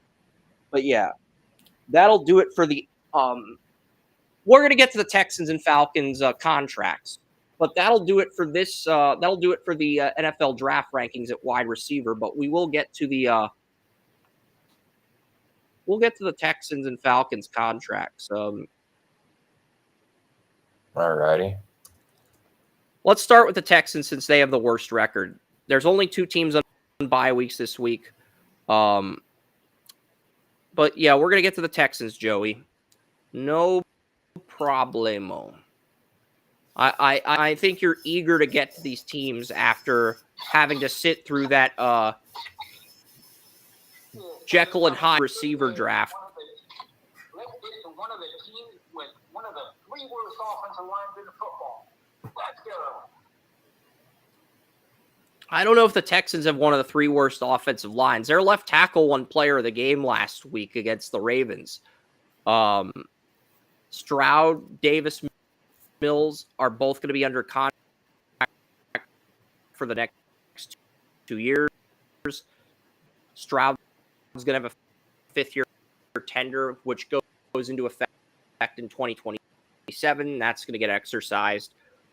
He's a UFA in 2027, but I think what's going to end up happening is Woody Woody Marks, Jaquavius Marks in week 4 against the Titans, and rookie left tackle against the Ravens in week 5. So I think there's a Yes, greater sir. incentive to make Marks the bell cow. Jody can be the guy against the Titans. I think Mixon's going to be traded this offseason because he'll be approaching 30. He'll be in the final year of the contract. If nobody wants to take on Mixon's $10.5 million, I think what would they and that's likely what'll happen anytime a running back hits 30. You know, I mean, $8.5 million. So $8.5 million is the number. Just wanted to feel free to continue, William. I wasn't trying to. I just want to get the exact for number. sure. But you know, there's definitely been some how do you want to put it? There's been some players, that this year so far. It's like last year with the running backs. What I think I mean, the Texans could keep Mixon if they wanted to, but I just think if cutting him saves $8.5 million and you've got a younger back who's on a rookie deal who's getting you yards, I just think you pull the trigger. They got Woody Marks. They've got. I mean, they right definitely now, have that. 3 of their running backs are UFAs. Nick Chubb, Dare Ogunbowale, and Pierce are all UFAs. So what I think will happen is they'll keep Marks as a starter. They'll cut Mixon to save cap space, bring back Pierce or Chubb on a team-friendly deal with the $8.5 million they'd save by cutting Mixon. They'll re-sign either Pierce or Chubb to a 1-year deal for a fraction of what they'd have to pay Mixon, because Mixon has a salary of $10.5 million, but they can cut him and save $8.5 million with only a dead cap of $2 million and a salary of $10.5 million. So, and I think Mixon would have to agree to $5 million or less in order to keep his spot on the Texans. If he restructured his contract and got that number from $10.5 million down to $5 million, I think they'd let him stick around and play out his contract. But if he doesn't, they're just going to cut him to save $8.5 million. Yeah, this is business, bro. I mean, I don't see, him sticking around much longer. I mean, after the group of running backs that was out last year, and there's definitely guys in this year's draft. There's going to be a bunch. I think they'll do is they'll either bring in a guy they'll either restructure Chubb and Pierce on a team-friendly deal. They'll bring in another running back through free agency to come Marks, and then they'll draft someone else. I think that's probably the route the Texans go in next year. Yeah, at running back, I could definitely see that. That just makes sense. Nico Collins, the number 1 receiver. He's currently the number 1 receiver. Collins has been the number 1 guy since Stroud's rookie year.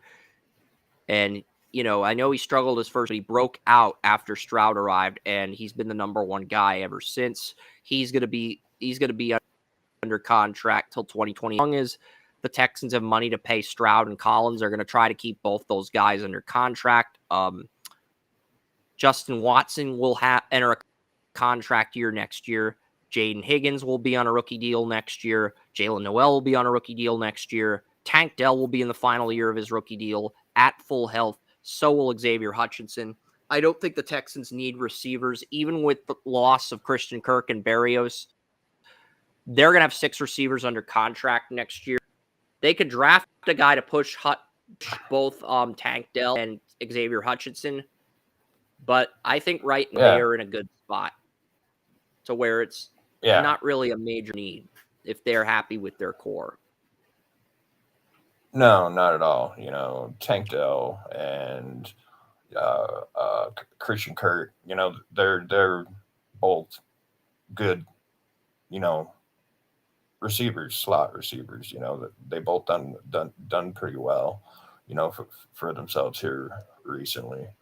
And I mean, it's just like I said, it's just business. What happens next year? Yep. So I mean, Texans have two UFAs at tight end, and Brevin Jordan and Harrison Bryant. They also have an ERFA and Brendan Bates, who's currently the third string tight end with Bryant and Jordan and IR. But what I think will happen is Dalton will use the ERFA tender on him for the third string job in camp, because Luke Lakey is only making a meager $234,000. Apparently, there's and he's under contract on a rookie deal till 2029. So what'll happen is Bates is an ERFA this year. He'll be an RFA in 2027, and then he'll be 8. So Bates and Lakey are going to be competing until Lakey jumps Bates. Once that happens, Bates will either cut or trade. Yeah. So I don't think we'll see any turnover at tight end. Not so likely. You still got Cade Stover on that team, and he's gonna work his way into some playing time too. I mean, he's definitely a And very Ariante Ursary, he was player of the 4 last week, the second tackle to win player of the game outside Will Campbell. Only 5 left tackles have won player of the game on Draft Utopia. 1 is Darisaw, the Vikings, and 2 is Ursary of the Texans. And it's funny how Joey wants to roast both teams' offensive lines, but left tackle's been a really good spot for both the Texans and Vikings. Now, the rest of the offensive lines, yes. The Vikings line, Titus Howard's a 2027 UFA. They can get out of Titus Howard's contract via buyout next year. I don't think they will. Laken Tomlinson and Ed Ingram, the left guard and right guard, are UFAs, but you've got Patterson and Juice Scruggs on rookie deals. You brought in Jake Andrews, the former Patriots 2023 draft pick, who won the. So it's possible that Scruggs and Patterson play left guard and right guard next year. That's possible, William. It's not likely, but it is possible that's the route the Texans go in. Because Scruggs are good enough to start, but they both struggled in camp to the point where they both got demoted. Yeah, and I mean that just it. I don't know. I mean the Texans have gone up and down on their picks from general manager. What's his name? They upgraded at left tackle this year, and I do like Titus Howard at right tackle, but that interior is all over the place right now. Laken Tomlinson and Ed Ingram are UFAs. Jake Andrews, he went from being the third stringer on New England behind David Andrews and Ben Brown to being the Texans starting center for both Juice Scruggs. Both graded higher than him coming out of the 2023 drafts. I don't know how I feel about that, but if Andrews continues to play well, he'll probably be the starting center, and they'll probably play Patterson and Scruggs at left guard and right guard with both of those guys in the final year of their rookie deals after learning behind guys like Ingram and Tomlinson. That's probably what will happen. Anything you guys want to add to the Texans' offense, Joey and William, before we get to the defense? I guess not, sir. Because I feel like the Texans are pretty good in a lot of places outside of running back. I mean, outside of running back, their receivers are obviously pretty good. And it's like their tight ends. I like Cade Stover. I like freaking now there's Dalton Schultz, the other Luke Bates. Lakey.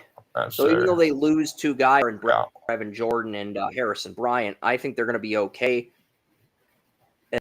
and they'll be able to reload. Right now, the Texans only for this season, and they only have $10.7 million for 2026. So $10.7 million in 2026. I'm looking at decks they can get out of, what they can cut what they can get out of pre-June 1st. They could cut Stingley, but they're not going to. That would save $16.5 million, but that would be a stupid thing to do. Yeah, I'm just looking at the overall Yeah. contracts for 20. Why does this say 2028? Stupid thing needs to go back to 2026. Stupid thing needs to go back to 2026. And I get it. Over the cap is lagging. I get it. But it's like, don't do that to me. Don't. Texans Yeah, only for have sure. 10 million for 2026. That's not a whole lot of money. You need And what? At now least you're 7 or 8 redirecting me million to to sign your ads, and I draft hate. picks. I mean, almost 10. Yeah. So yeah, they're definitely going to have to cut. You know, get some cap space figured out. You know, so. Okay, they can't get out of Stingley's contract buyout to save money. Joe Mixon at $8.5 million is can save. So Mixon's pretty much a buyout at this point.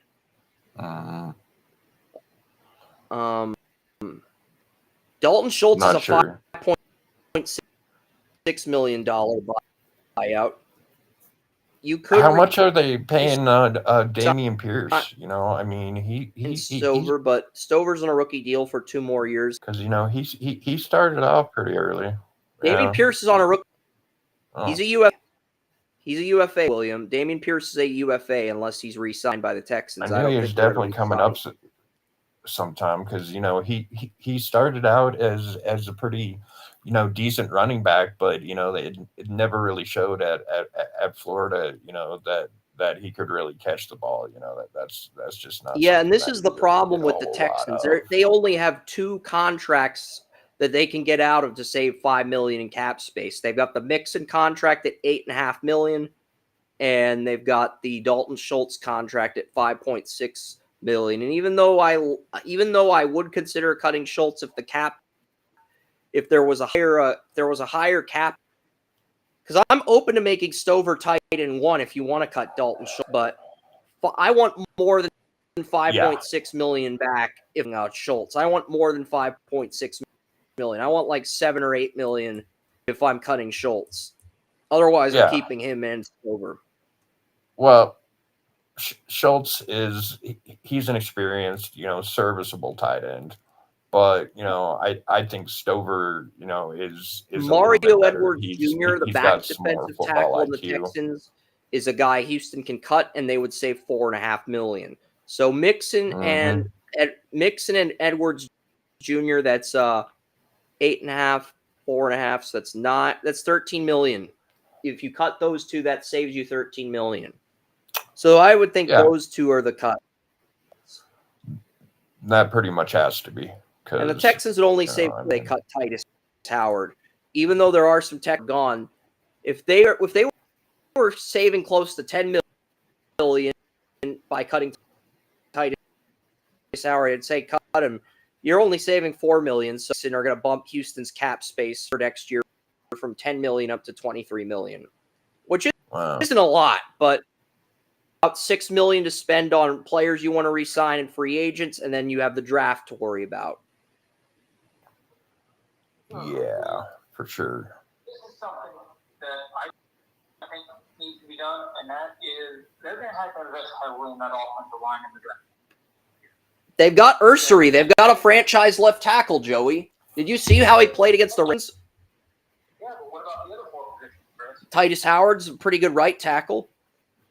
The interior needs upgraded. I think the tackle situation's fine. The interior is where the problems are at because you got. Hasn't played very well. I mean, he's been better than the other guys, but that's a pretty low bar right now. The Texans need to get, and maybe he's played more poorly because the guy resigned. I mean, we've seen it before. If you have to go over and take some of the duties of the player beside you, sometimes that affects you. Ursary because Howard missed week 1. He came back in week 2, and Robinson for Cam Robinson got because the Texans wanted to play Ursary at left, but they didn't in week 1 because Titus Howard was injured. So they moved Ursary over from right tackle to left tackle, and Ursary was there's only a handful of there's only 2 teams that have had 2 rookies win player of the game on Draft Utopia this year. The Texans and the Patriots. That's it. No other teams have had 2 rookies be their team's best player.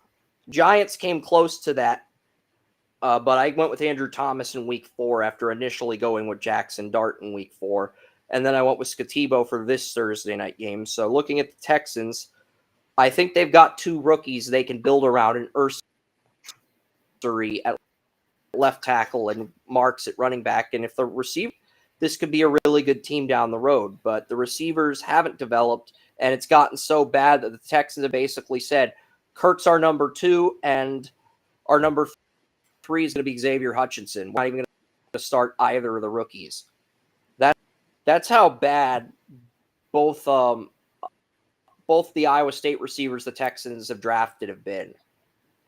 They both so far. Huh. Yeah. 3 if you count Xavier Hutchinson. Xavier Hutchinson, JL, and then they got the other guy from Iowa State in the second round. Jaden Higgins, Jalen Noel, and Xavier Hutchinson all went to Iowa State, all drafted by the Texans. Yes, sir.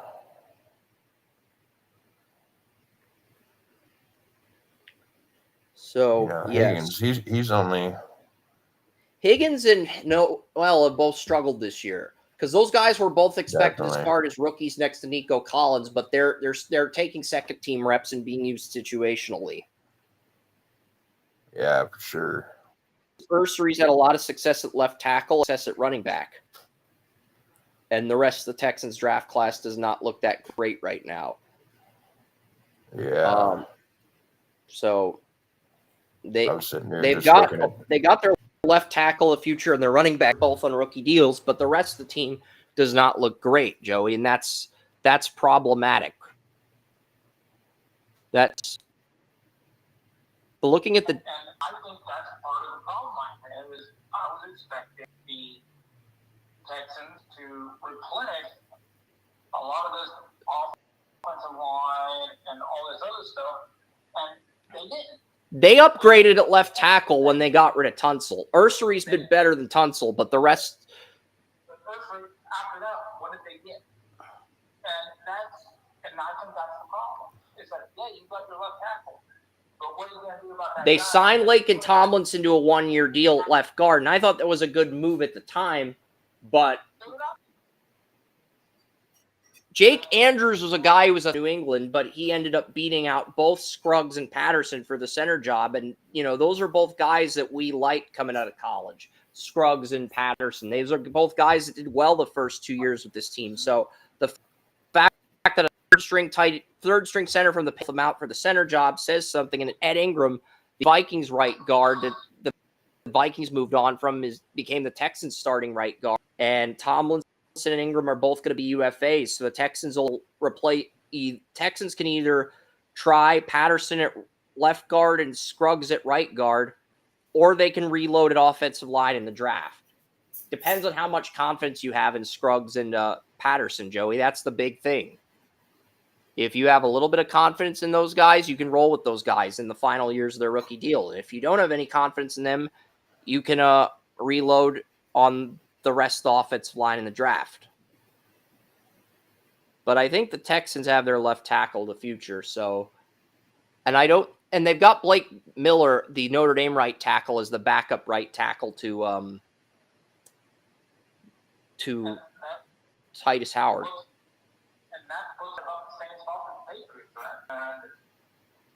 I would argue the Patriots are in a better spot than the Texans, Joey, because Will Campbell has dominated. He has dominated. He can, like, actually, I've seen 5 linemen dominate. Darrisaw, Taylor Decker. Darrisaw dominated the Bengals. Taylor Decker dominated the Ravens. Ursary dominated the Ravens. Will Campbell dominated the Panthers when they had 2 rookie edge rushers, and then the other guy who dominated was The other guy who dominated, I can't think of his name at the moment, was Andrew Thomas against the Chargers, and Khalil Mack was out in that game in week 4. So that's. But Will Campbell and Ursery are the 2 best tackles I've seen as rookies this year. Everybody else has had moments. Like Simmons has had moments with the Chiefs. Kelvin Banks has had moments with the Saints. I almost considered Banks as player of the game last week, but the Saints didn't have 100 rushing yards, so I ultimately went with Kool-Aid McKinstry. I thought he had a bigger impact on the Saints' win against the Giants, but hey, you know. It's just, I expected more from this class on the offensive line. Nothing.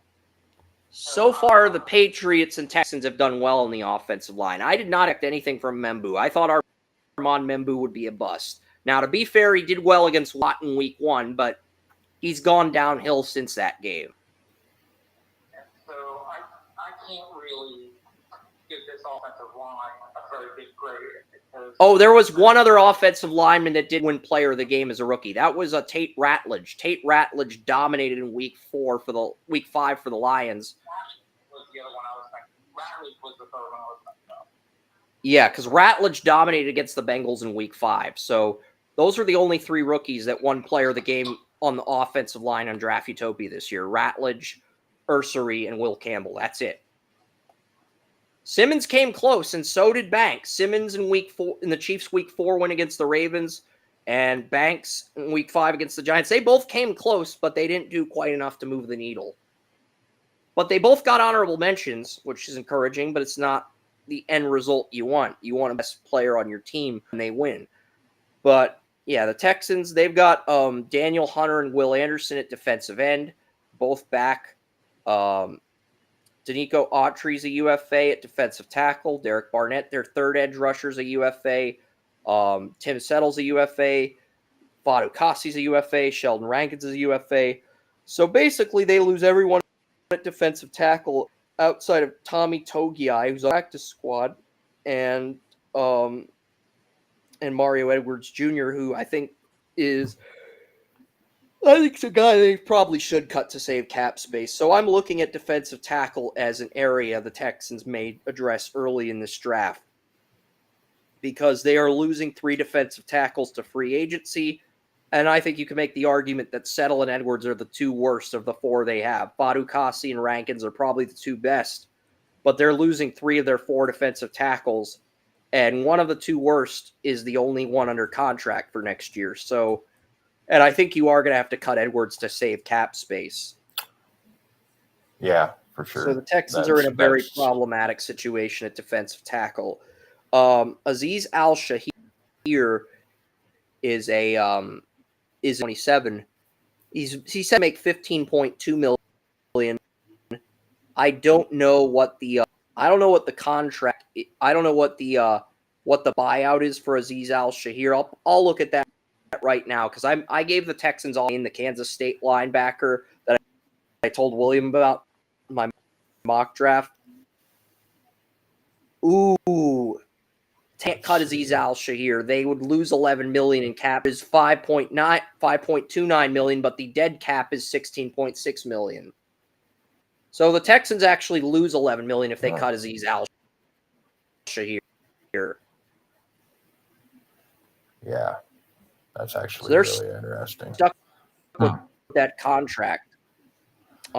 They could draft that contract, and even if they're going to have Henry Toto, but EJ Speed's going to be UFA, Christian Harris is going to be a UFA, and I'm guessing Azeez Al-Shahir would be a backup linebacker. If the Texans drafted a middle linebacker, Azeez Al-Shahir would be the substitute linebacker. He'd come in on 43 plays with 3 linebackers in the SAM, but otherwise he would be a bench player to To'oto and the rookie youth draft. Because I've been saying defensive tackle and middle linebacker are the 2 areas the Texans have to get after in this draft. Stingley, Jalen Patier, and Lassiter are going to be under contract at corner. Jimmy Ward's going to be UFA. MJ Stewart's going to be UFA. Kalen Bullock's going to be on a rookie deal for 2 more years. Jalen Reed is going to be on a rookie deal, and so is Jalen Smith. So, looking at the situation, they probably are going to need another safety if both Stewart and Ward leave.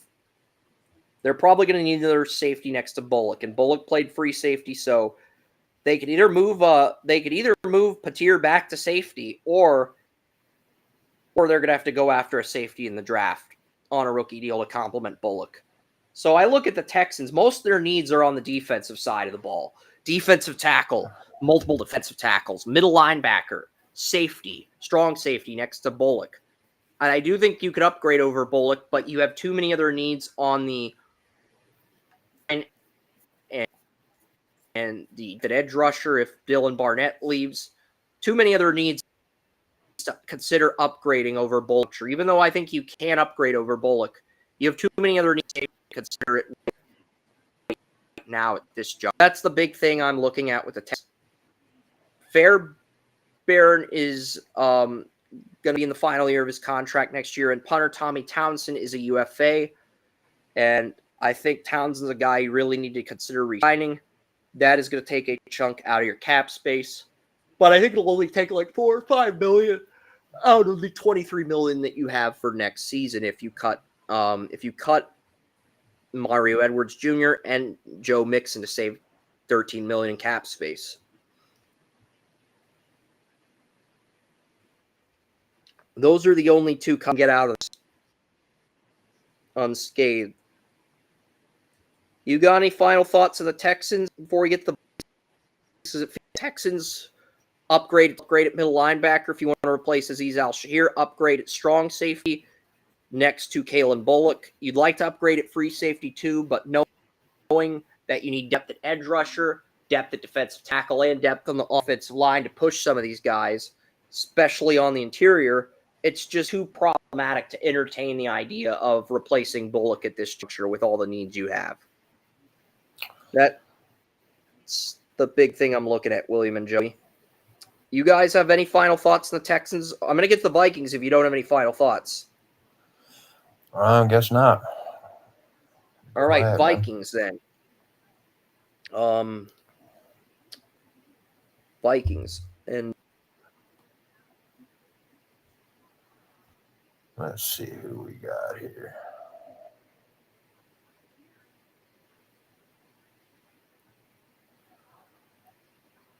Here we go. Watch options.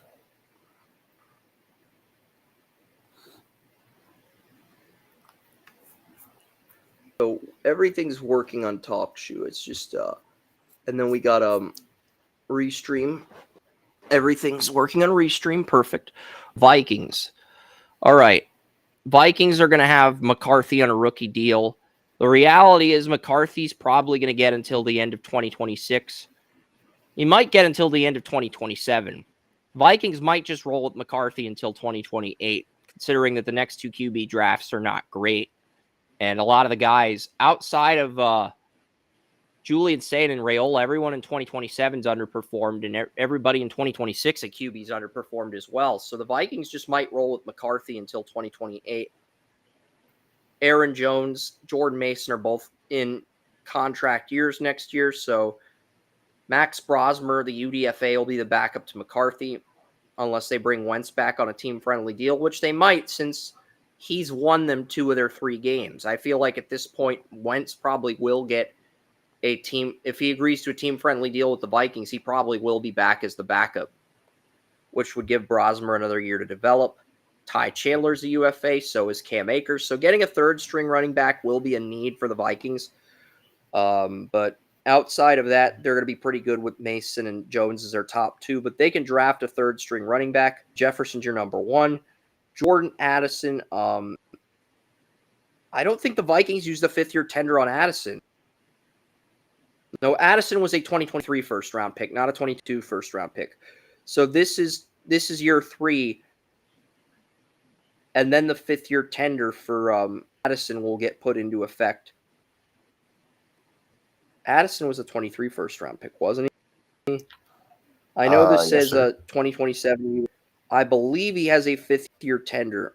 Yes, he does. SpotTrack just forgot to update it. They haven't updated it yet because it hasn't taken place. So, yeah.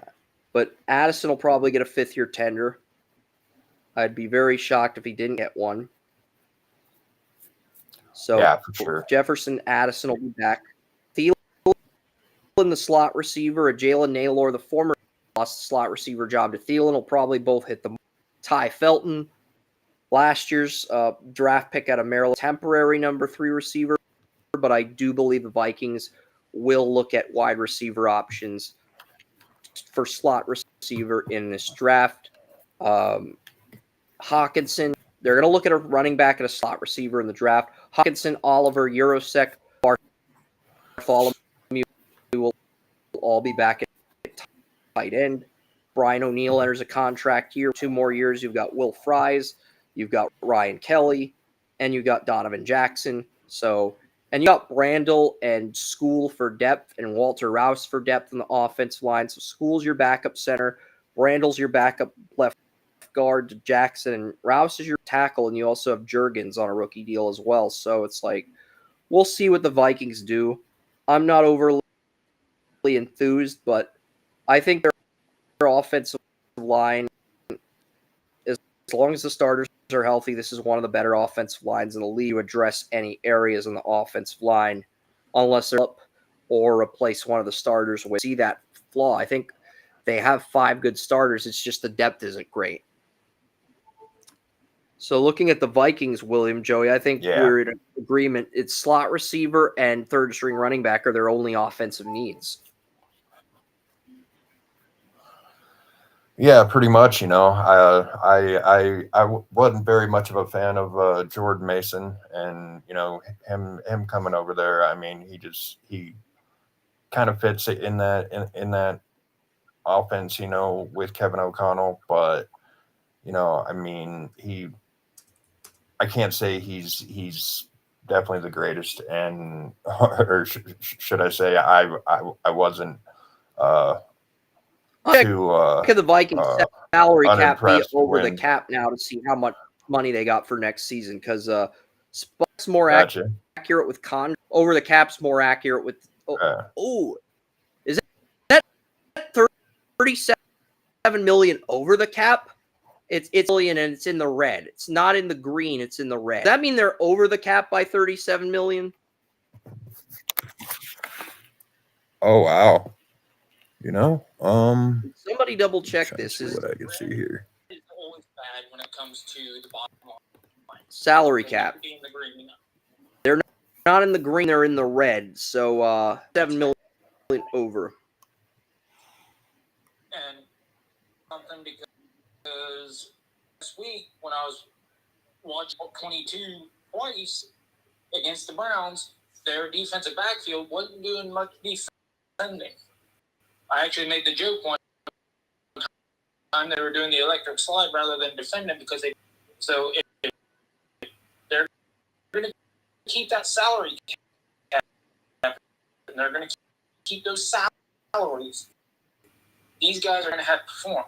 Okay, Spec says they have negative 24 million, whereas over the cap says they have negative 37 million. Was it? Because Spot Track says negative 24 million, so that cap for next season. Basic business spreadsheets. Negative 37 million. The question is, are they 37 million over or 24 million over? That's going to be. Well, then you'd have to look at dead money is also accounted, and the one that's for 24 million. Well, Quasi Mess, the former Browns assistant GM's basically that Rick Spielman ran into.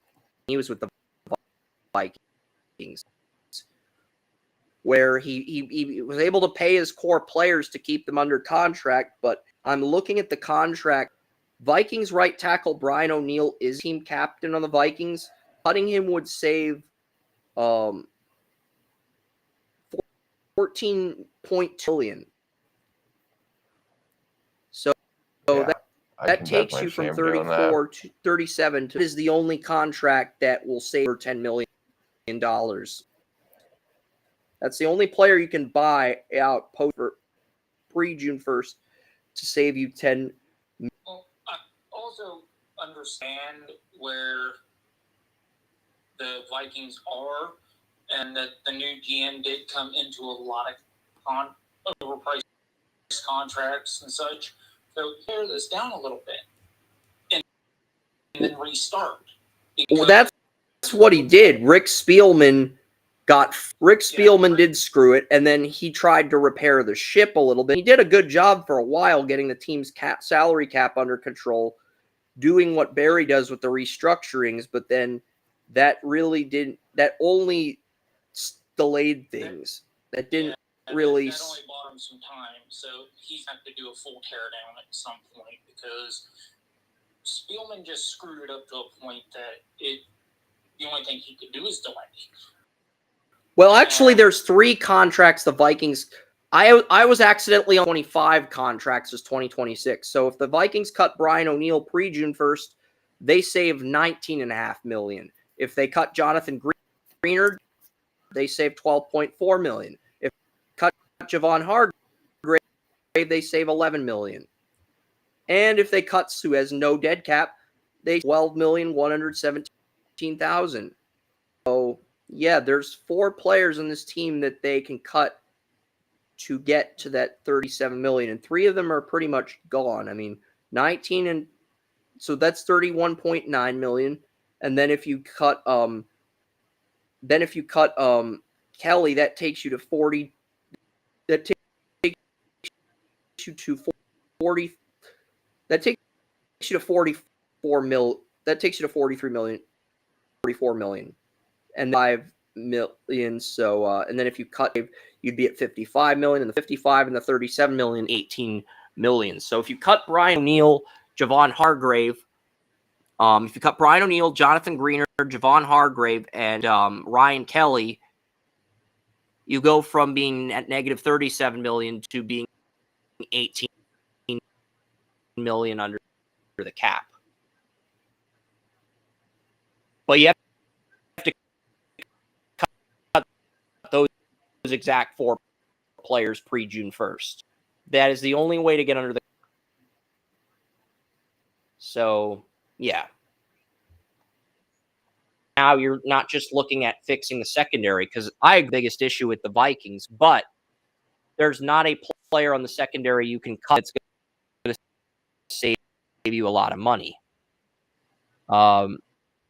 Harrison Smith, you can't get out, you lose $6.3 million. Byron Murphy, you get out of his contract, you lose $10.1 million. Metellus got extended, you cut him, you lose $5 million. You can cut Isaiah Rodgers, but that only saves you $3 million. That's not a lot. I do agree that's a bad contract, but $3 million's not a lot of money to save for somebody who you're going to cut. So there lies the problem. You know, that's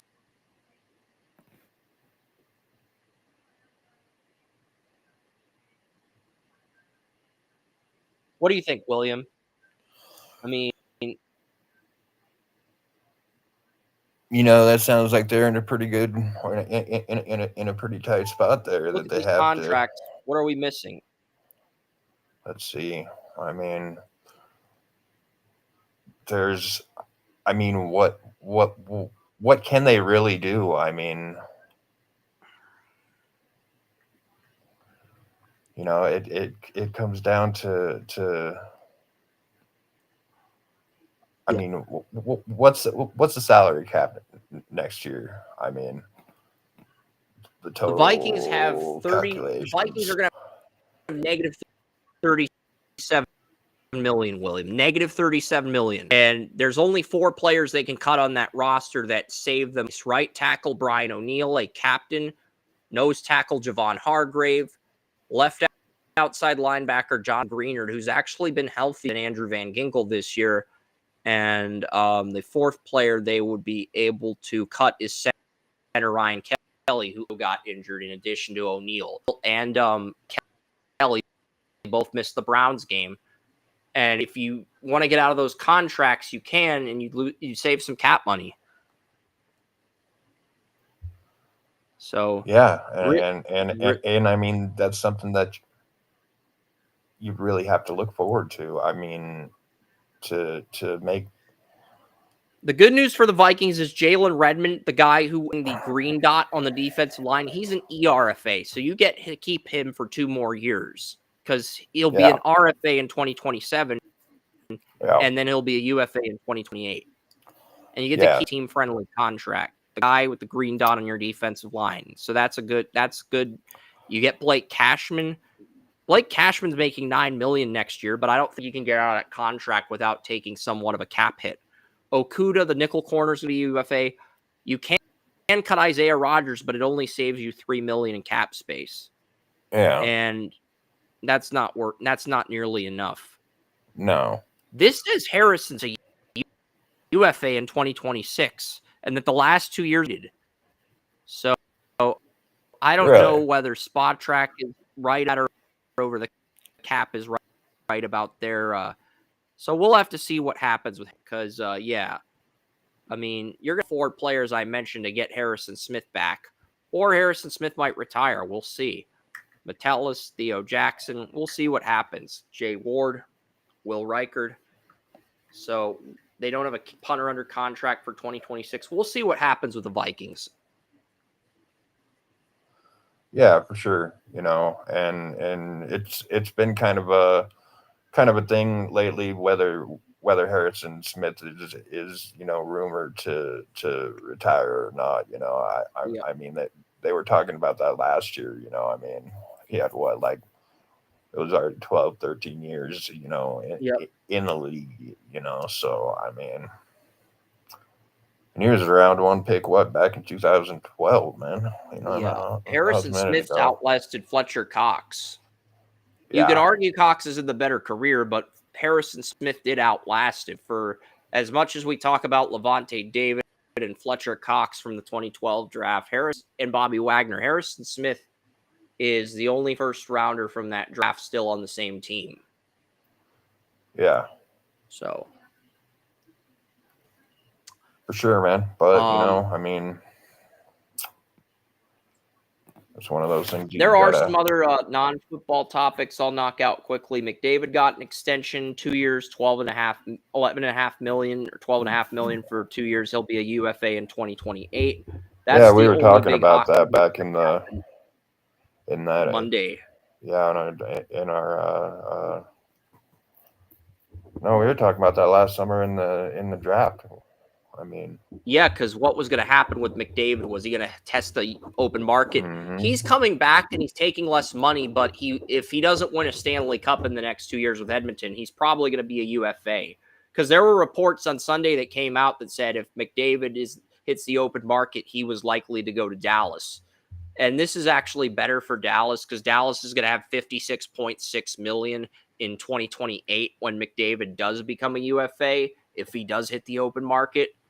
And even if they pay Jason Roberts and Harley big salaries, I don't think they would pay either guy more than $12 million. So they should be able to pay those guys and still have enough to get McDavid at that point if they don't get over the hump by then. If Edmonton get over the hump by then. But I think one of them is going to get over the hump. And in the perfect world, both teams would find a way to get over their cup droughts, Joey. In the perfect world, each team gets 1 cup. Maybe Edmonton ends up with 2 and Dallas only ends up with 1.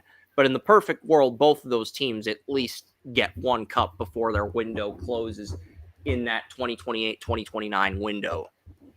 So we'll see. We'll see what happens there. Got some... I'll quickly mention some of the NBA conference projections. I'm going to mention them quickly. We'll go over the projected playoff matchups next Saturday, but I'm only going to go through the top 10 seeds in the Western Conference. At 10, I've got the Memphis Grizzlies. Jaren Jackson's in a contract year. I think Morant's going to stay healthy. I've got the Clippers at 9.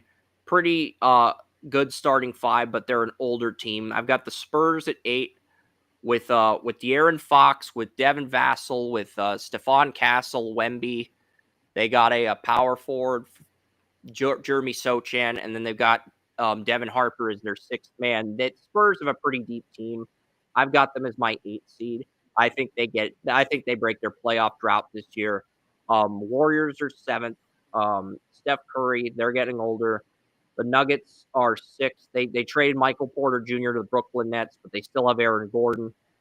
I don't think they're as complete of a team, but if their younger guys step up, they could still make the playoff. But I think their title window ended. I've got the Dallas Mavericks at 5. I think Cooper Flag is going to be sensational as a rookie. So, and you're going to have PJ Washington at power forward, Flag at small forward, Klay Thompson at shooting guard, his natural position, Kyrie Irving at point guard. Kyrie had to move to shooting guard when Luka was there. He'll be back at his natural point guard position, and then you'll have Anthony Davis at center. So I've got the Mavericks at 5. I've got the Houston Rockets at 4. The Rockets, they traded Jalen Green, but they're going to start Reed Shepherd at shooting guard, and they got from the Kevin Durant, the Rockets do. So you got Sengun, Jabari Smith Jr., and Kevin Durant center, and then you've got Fred VanVleet and Reed Shepherd as your guards. Timberwolves are 3rd for me. They showed even without Karl Anthony Towns, they could get back to the Western Conference Finals. I've got the Oklahoma City Thunder, entire starting 5 from last year, back at 2, and then the Lakers. I think Lakers had 4 good starters last year: Roy Hachimura, LeBron, Luka, and Austin Reeves. The problem is they didn't have a center. They got DeAndre Ayton in free agency, former Trailblazers DeAndre Ayton. And remember, Ayton was living in like a Kinko's, like an old, damaged Kinko's. He was living there because Cleveland made him that depressed. So him going to the Lakers, he's going to pull a 180. He's going to have a career season with the Lakers, and then he's going to probably demand more money if the Lakers go on a deep run. That's probably what's going to happen. But that is my top 8 for the Western Conference. I will go in further detail with these matchups next week when we do the playoff projections for each round, because I'm trying to spend as little time on these topics as possible with William here, because I know he wants to get out of here soon. So I am taking that into consideration as well. And Joey, do you think we're getting Mariners Dodgers in the World Series like I predicted back in January? Because the Mariners beat the Tigers last night in 15. That was a game. I mean, I still got to type the recap on the site, but that was a game. 15 innings, Tigers, Mariners, and the Mariners won in 15 innings. So they're going to play the Blue Jays, and the winner of Cubs Brewers is going to play the Dodgers in the NLCS. And Emmanuel Watson, myself, a lot of friends of mine predicted Cubs and Dodgers in the NLCS at the start of the playoffs. So I think the Cubs are going to beat the Brewers tonight.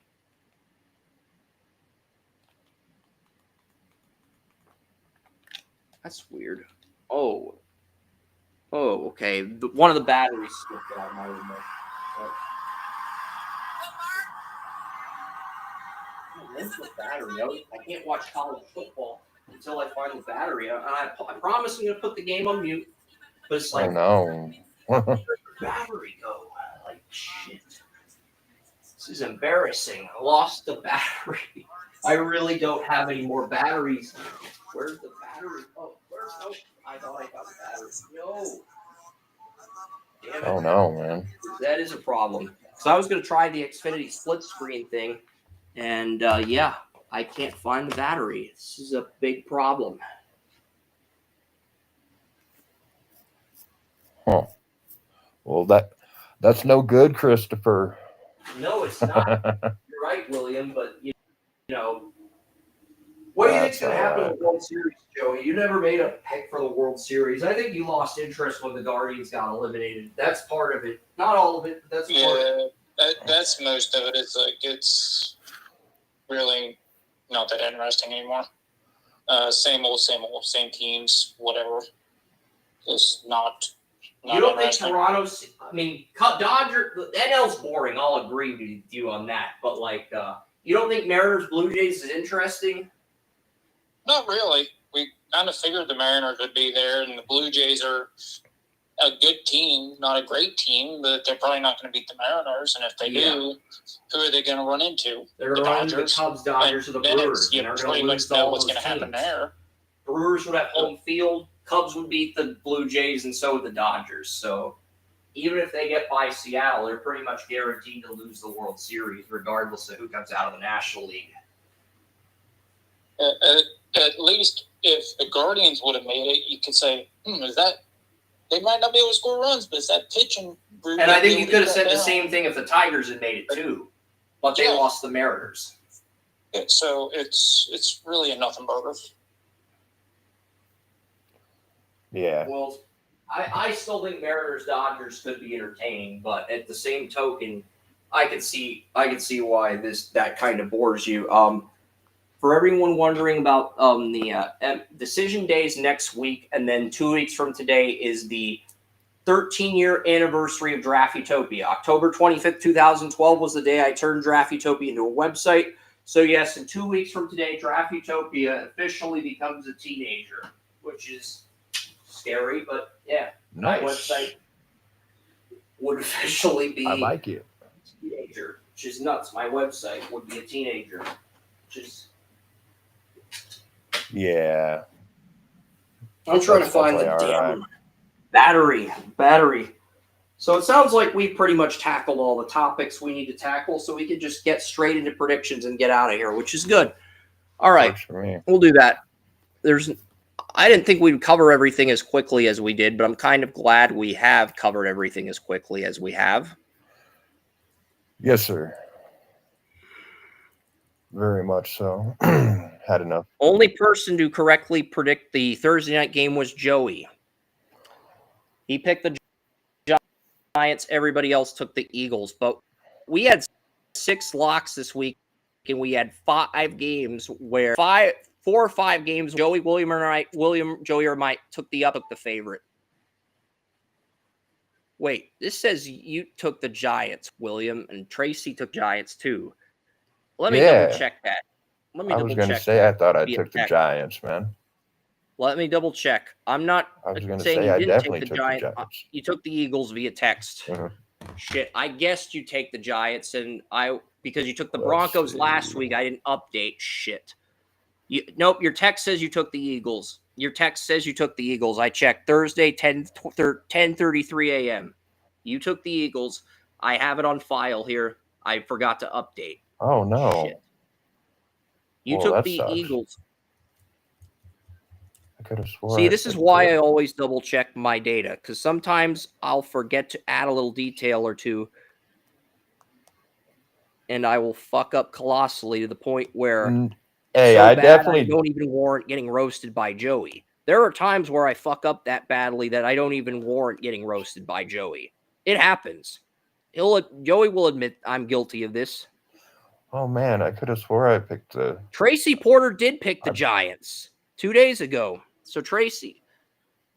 Yeah, for some reason, I was thinking I did. But no, I looked on here. I can't believe I took the Eagles. I should have been like, oh, hell no. At least Scadaboo got you some points.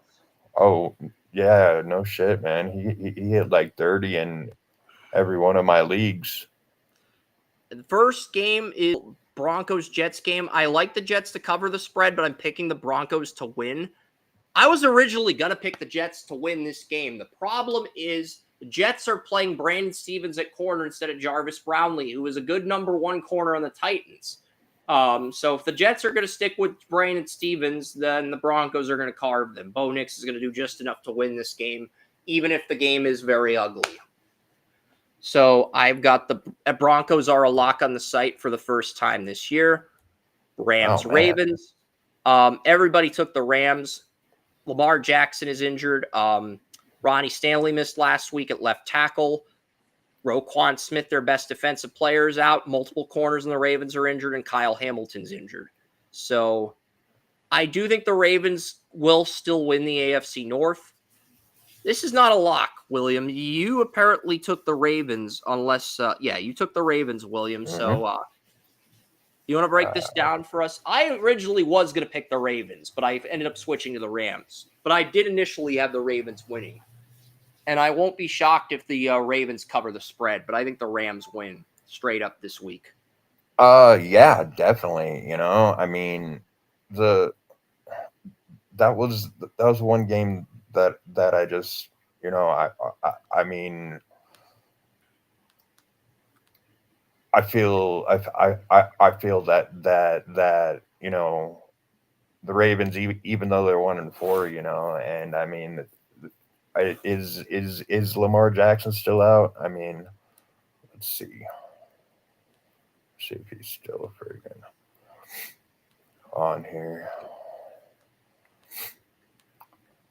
because I mean, it was easy to watch, the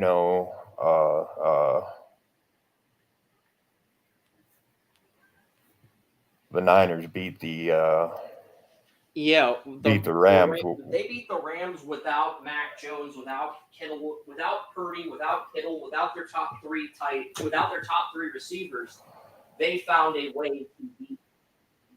Yeah, for sure. And I mean, they've got what Lamar Jackson out until after the bye week. Let's see. Yeah, because that'd be against the Rams, and then after the bye week, they're going to try to bring back Lamar after to go up against Chicago. So that's going to be an interesting matchup there, and because let's see who else is I'm still trying to figure out all these injuries, man. It seemed like all in 1 week that there was a whole bunch of, like, I literally watched my entire season end in this one league 3 times in 5 weeks. And that when Joe Burrow, freaking Justin Fields, and let's see who was the other one. Multi-view. I get multi-view with Xfinity, the Vince Vaughn, Owen Wilson commercial. I've never done multi-view for college football, William, so I'm going to check this out on my TV. This is one of the benefits to having Xfinity. This is what I was trying to set up. Yeah. But yeah. Let's definitely hear this, man. Cowboys, Panthers. I am taking the Panthers. I know a lot of people in the site are picking the Cowboys. Let's see. Can I mute my TV, please? All right. I don't want to get don't get me wrong. I enjoy splits. This is cool. So Alabama and Missouri are tied in the multi-view. Ohio State leads Illinois. Pitt leads Florida State with their freshman quarterback who dominated Boston College last week. That is an interesting upset. And the third game is Central Florida versus Cincinnati with Dante Corleone. That's the third game I get in multi-view. Oh. So that's in a commercial break. Yeah, I remember talking about that one. But yeah, I took Carolina for a simple reason. Dallas Cowboys have 4 injured starters on the offensive line. Guyton missed last week. They had 4 injured starters on the offensive line. They still beat the Jets. And I'm still trying to figure out how. And I know the Cowboys do beat up on garbage teams. But I took the Jets last week. I think part of it was Jermaine Johnson being injured. When Jermaine Johnson and Will McDonald are healthy, the Jets do enough defensively to keep the games close, keep the games competitive. And with Jarvis, with Jermaine Johnson, the second out of the lineup, all the Cowboys had to do was double team Will McDonald and let Terrence Steele play him one-on-one whenever he lined up at left end versus right end. That's really all the Cowboys had to do to stop the defensive line and double team Quinn Williams through the interior and dare the rest of the defense to beat them. And that was it. That worked against the Jets. That's not going to work against the Panthers. They've got Wanham and Patrick Jones, the second, back from injuries. They also have Scorton and Princely Umanian. So, I think right now, I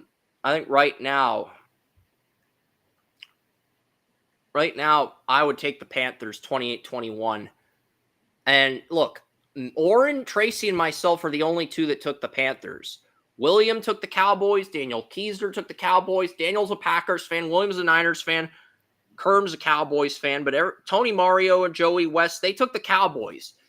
I think part of it has to do with the fact that even though the Panthers are healthier than Dallas, more people have confidence in Dak Prescott right now versus confidence in Bryce Young, because Dak showed he could still ball.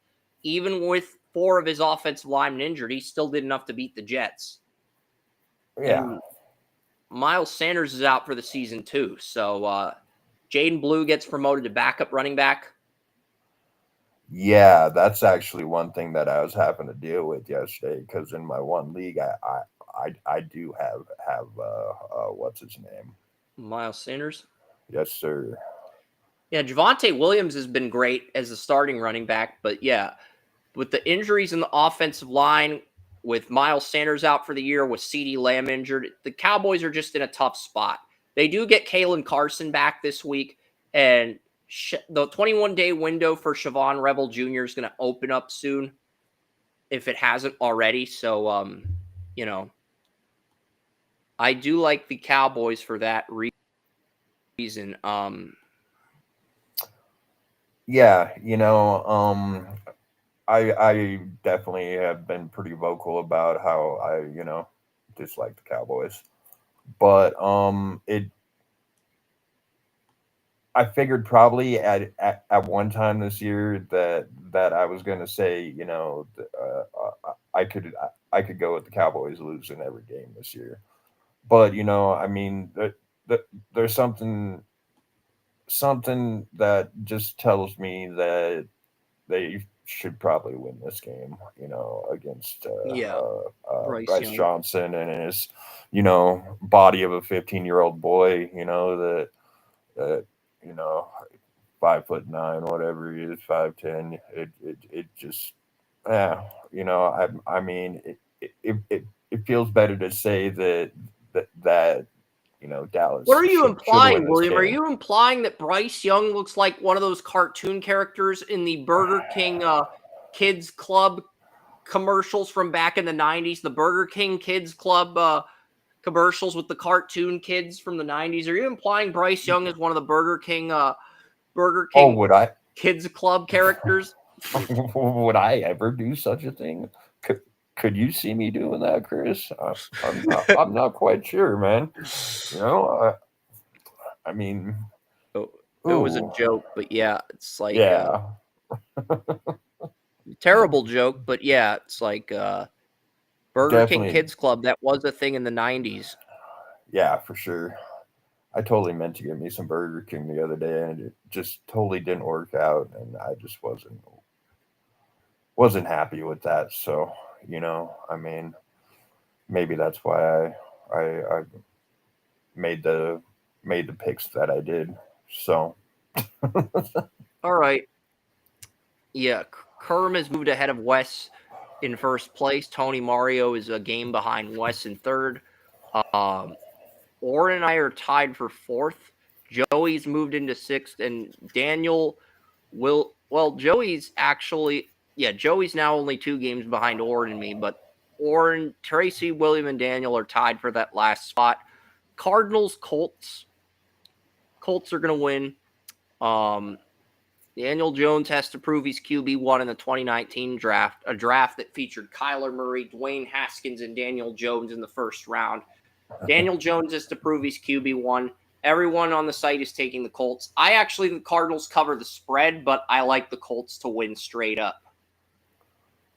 huh?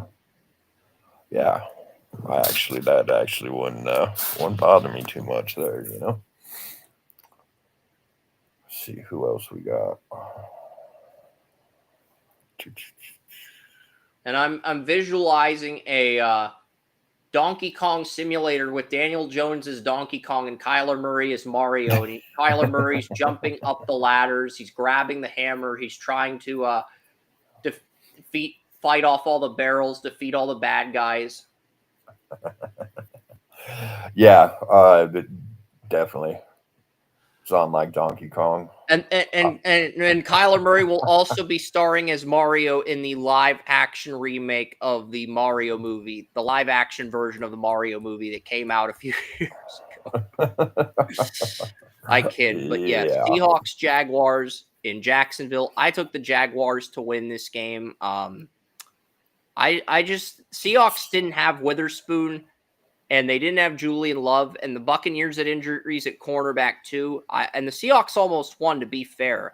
Robert Hainsey got injured in the Jaguars game against the Chiefs. Jonah Monheim came in, and he did a good job at center. And Jonah Monheim was my number one center. So if Monheim is starting, not only the Jaguars shut down Byron Murphy, I think they have a big day. Devin Lloyd has won player of the game twice for the Jaguars. ETN has won player of the game twice for the Jaguars in Draft Utopia this year. I've got Jags 24, Seahawks 21. This is a 5-4 split decision game. Me, Oren, Joey, Tracy, and Wes all took the Jags. Tony, Mario, Kerm, William, and Daniel took the Seahawks. And the Jaguars did trade Tyson Campbell to the Browns for Greg Newsome, which I actually think hurt them in the short run. You know, I think that. But they did start Travis Hunter at number 2 corner last week. They started Hunter next to Tyson Campbell. I saw that hell of a catch he made. That was something else. But so the plan all along was to ease Hunter into both positions and to start him out at receiver the first 4 weeks, but to ease him into the corner so he'd play both positions, but he wouldn't play both positions right away. That was always the plan. From what I understand about that trade, it was because Tyson Campbell didn't fit the new Jags defense, and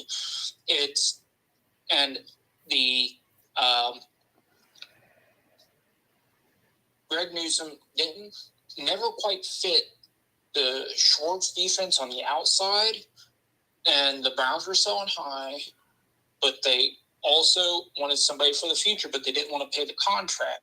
And Jacksonville had cap room, so they are paying all but the $3 million base salary over the next 2 years, all the guarantees and everything.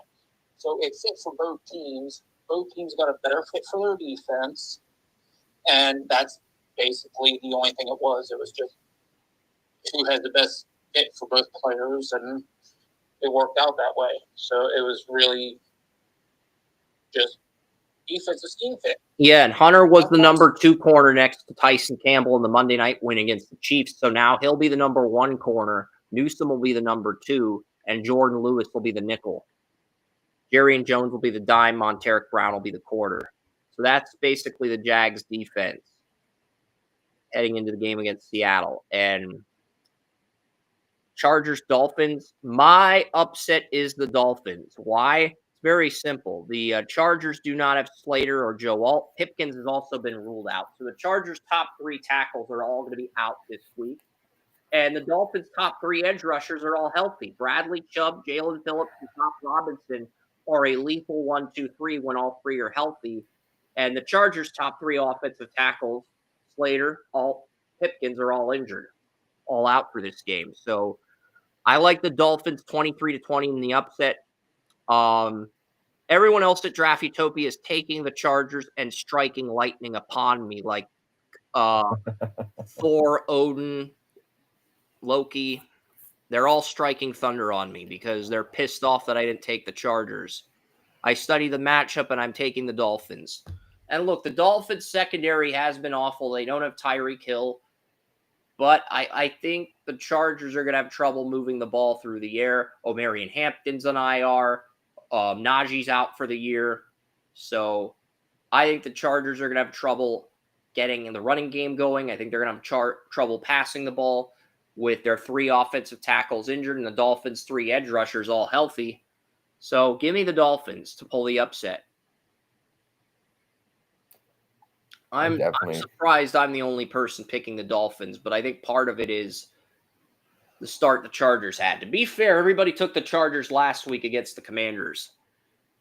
And yeah, that's actually really have a sack artist. The Commanders don't really have a guy who can get you 10 sacks. The Dolphins have 2 in Chubb and Phillips, and Chop Robinson has the ability to be that down the road, but he had a rough rookie outing. So can the Dolphins get pressure on Herbert? If they do, I believe they win this game, and that's why they are my upset this week. Yeah, you know, it's definitely a questionable game there. You know, I mean, their Chargers are favored by what, 5.5 points? They are favored by 4.5. but it may have moved up to 5.5. But I've got Dolphins by a field goal, 23-20. Yeah. I think even if the Dolphins pull the upset, it's not going to be. Yeah, for sure. But they just might have too many injuries. For Yeah, that's the thing. Browns play the Steelers in Pittsburgh. Dylan Gabriel's going to get his second start. I'm kind of wanting to switch my pick to Miami, bro. You want me? I can switch predictions as long as I Do can't it. switch the Thursday night game, but I can switch any other predictions. So you want Miami too, given the fact that the Chargers' top 3 tackles are out and the Dolphins' top 3 edge rushers are all healthy. Yeah, All right. it's too much, man. That's why I took the Dolphins at home over the Chargers in the upset. But I will switch yours right now before we get to Browns Steelers. So Joey, because Williams' request puts Joey's Browns rant on a temporary hiatus, a temporary delay, not a permanent delay, a temporary hiatus. Yeah. There's not even much of a rant to this one. Well, we all took the Steelers, so you're right. There really isn't much of a rant. The only rant is I'm going to the game with my brother and my mom tomorrow. Well, just be prepared for a hell of a blowout, because if Kevin Stefanski runs the same offense he did last week, which after watching All 22 twice, I must say was one of the most depressing things I've ever watched, and I did it twice, you may be looking at 2 or 3 interceptions. And the Steelers' defensive backs doing absolutely nothing to get them. If Highsmith is back from his injury, then the Steelers will have their defense at full health for the first time all year, because they didn't have Derek Harmon until week 3. They didn't have Deshaun. Doesn't even matter in this situation. I believe this is Dylan Gabriel is going to throw the ball short so much that the Steelers will capitalize on it because their front seven is too good, even without Highsmith.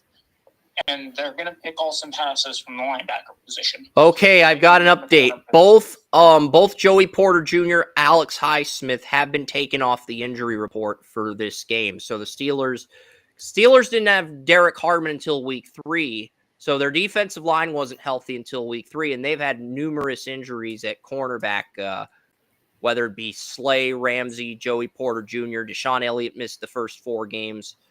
So they're still not going to rush Gabriel because they don't have to. They just need to they just need to put their hands up in the pass. And that was the fear coming out with his size, is that he needs to find passing lanes to be able to get the ball out.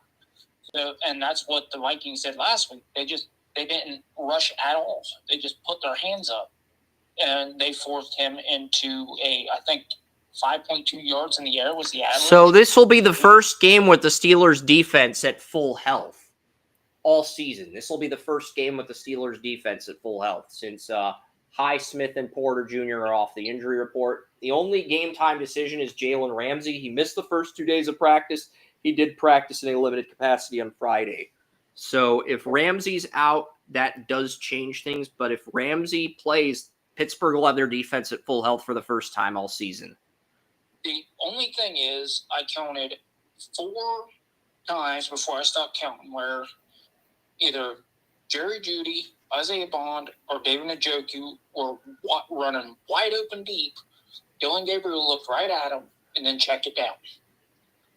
So, and the only thing that could change my mind is if they do that again and Gabriel actually pulls the trigger and gets him the ball. If that happens, well, Browns have a chance to win. But if he just keeps checking it down, 5 yards of throw here, 5 yards of throw there, well, Steelers are going to have a field day. Well, if the Dolphins beat the Browns in week 7, because the Browns host the Dolphins next week in week 7, if the Browns can't beat the Dolphins at home with Gabriel, they might trot out Shadur Sanders against the Patriots in week 8. That's one thing I've considered. Yeah, because the Dolphins are in a bad spot. They're in a bad spot too, so. Yeah. I mean, so that'd be a more competitive game. But it really depends. Is Dylan Gabriel actually going to take the initiative and throw the ball deep when his guys are open and he's sitting there staring them down? Yeah. Well, I mean, Gabriel hasn't done it. Isaiah Bond should have 600 yards so far this year because he's just blowing past guys. And the quarterbacks are looking at him and like, nah, we're going to check it down. And that just ain't cool. That's not how you win games. That's the points on the board. So, I mean, is Gabriel and Kevin Stefanski going to say, let's hit these guys? We'll see. You know, that's one thing that I can see. You know, Cleveland, when I evaluated Dylan Gabriel, you know, I mean, I literally suggested he switched to slot receiver because he's just not a very good quarterback. Gabriel has a high ceiling but a very low floor, even a lower floor than Shedeur Sanders. But the Browns are doing the hierarchy thing. Let's start the quarterback we drafted higher over the guy who has the higher floor and ceiling. Well, that's fine, but the guy I said is Captain Checkdown, his ceiling is literally Brian Sipe. Okay, and Sipe was a starter for about 7 years in Cleveland, from 77 to 84, I think. Yeah, I've got a 93 potential on both Gabriel and Sanders, but I think Shedeur has a better chance of reaching that ceiling than Gabriel does. Whereas Gabriel, even though he could be a Brian Sipe, he could be Sipe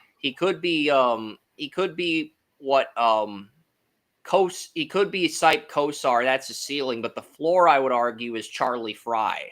That's how bad his floor is. I'd say his floor is on a Charlie Fry level. If you remember the former Akron QB that played for the Browns. I remember Charlie Fry. I definitely do as well. Yes, you know, he has a chance to be a very successful quarterback, just not a starting quarterback. And that's what we're seeing right now. That he's a guy who's going to run your offense. He's not going to make a lot of mistakes, but he ain't going to win you a game. You have to have the talent around. We saw that at Oregon. We saw that at Oklahoma. We saw that in that small school before that. And Central Florida, but yeah. Yeah, he has always gone to a place that will mask his inefficiencies. And, well, that's all good and well because he saw a lot. He learned a lot. He's able to pick up any offense quickly. He probably made an NFL career for himself, which is good. I'm not going to take anything away from him. And if he ends up being a Brian Sipe type, well, guess what? He's going to start a lot of games in the NFL, and he's going to make a good living for it. Sheesh. Heinschel, the Pitt freshman's 10 for 11 versus Florida State. 14-7, Pitt leads Florida State in Tallahassee. I told you guys last week in Scouting College Football that 2028 might end up being a better QB draft than 27 and 26 because 28 you got Bryce Underwood, Michigan, Malik Washington, Maryland. You've got the BYU freshman in that class. You've got the Pitt freshman in that class. The North Texas freshman redshirt had 0 interceptions until the South Florida game.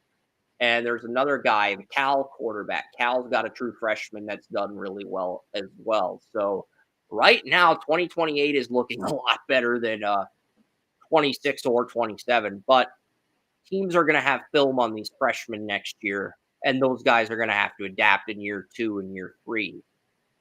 The same way some of the other guys who were under the radar last year, like Nussmeier and Aller, have had trouble adapting this season. But yeah, we'll get to the next game. I promise. Next game is Steelers are a lock on the site, by the way. 23-13. Patriots play the Saints. The Patriots are also a lock this week. My Patriots are a lock for the first time all season. But yeah, Patriots are 3-2. They currently have the 7 seed, the final wild card. They're pretty healthy for the most part. But I just don't have any confidence in the Saints. I'll go 28-17 Patriots. Everybody on the site took the Patriots. I think that says something. Titans play the Raiders. This is another lock. Everybody took the Raiders to beat the Titans. So, Warren, do not blame us if the Titans go on a winning streak. But I have the Titans taking this to overtime with the Raiders winning 23-17.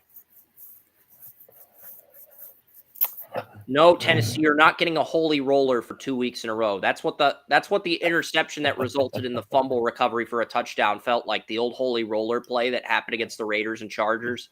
That's kind of what we saw last week in the Titans-Cardinals game. Yeah, I definitely like that one. 49ers, Buccaneers. I took the Buccaneers, but both these teams are depleted with injuries. The Niners have a bunch of injuries. The Buccaneers have injuries. Evans and Godwin are out this week. So Egbuka, Niners can just double team Egbuka and dare the rest of the receivers to beat them. Baker still has other weapons, though. He can get involved, whether it be a Sterling Shepard or Tez Johnson. Charlie Heck is the right tackle with Godecki out. Cody Mock's out for the season. Kalijah Cansey's out for the season. I think if the Buccaneers are healthy next year, they'll make the Super Bowl, but not this year. They just have too many injuries. To be fair, the only quarterback that's won player of the game twice on Draft Utopia this year is Baker Mayfield. Baker Mayfield at his first 300-yard game against the Seahawks. So the Buccaneers, Jordan Love almost got player of the game. Jordan Love's the only quarterback with 2 300-yard games and no interceptions, but those games came against the Commanders and the Cowboys. And the Cowboys have an awful pass defense. I mean, Russell Wilson threw for 300 yards in the Cowboys before getting benched. I think that says something about the Cowboys defense. But a lot of that's due to the fact that the Cowboys had multiple corners injured in the early part of the season. Their defense has cleaned things up last week against the Jets. Daniel Warren and William took the Niners. Everyone else has the Buccaneers winning. I do think Mac Jones can steal this game. I'm not confident he's going to steal this game, but I do believe he has the ability to steal this game. I mean, this is a very big 4-1 matchup. Could potentially decide the top seed in the NFC. I mean, this is a big matchup. Bengals and Packers and Green Bay. That's for sure. I mean, both of them 4-1, man. You know, I mean, the Niners, obviously, they've got a ton of injuries, man. Pearsall's out. I mean, Purdy's out. Ayuk's out. Jennings is out. Kittle is out. Purdy's out. Their left guard is injured. Not Ben Barch, their left guard's injured. So they had to start Colby Connor at left guard next to Pooney at right guard. They should have just moved Pooney over to left guard because he's got more experience at left guard, but they didn't want to do that. They didn't want to make that switch, that adjustment. Yeah. Oh, and Yetter Gross Matos is injured. Not that it matters because he sucks. I think Mikael Williams is good. But a lot of the other guys have stepped up. Alfred Collins had that big forced fumble against the Rams. Oh yeah, for sure. And well, that was huge there at the end of the game. You know, I mean, it went from all of a sudden it looked like, you know, the Niners were going to lose that one, and they just pulled it out of their ass somehow, you know, and that fumble, it's all it took, man, just that one play. So, you know, I had to, you know, pick them again, you know, I mean. UCLA is beating Michigan State by 10 in East Lansing at the moment. So they're building on their home win against Penn State, and they are beating Michigan State and East Lansing. That's something to keep an eye on. Because I think going on the road and beating Michigan State with UCLA's roster is almost as tough as beating Penn State at home. But, you know, maybe this new head coach is the answer at UCLA. The new interim head coach. He's done well.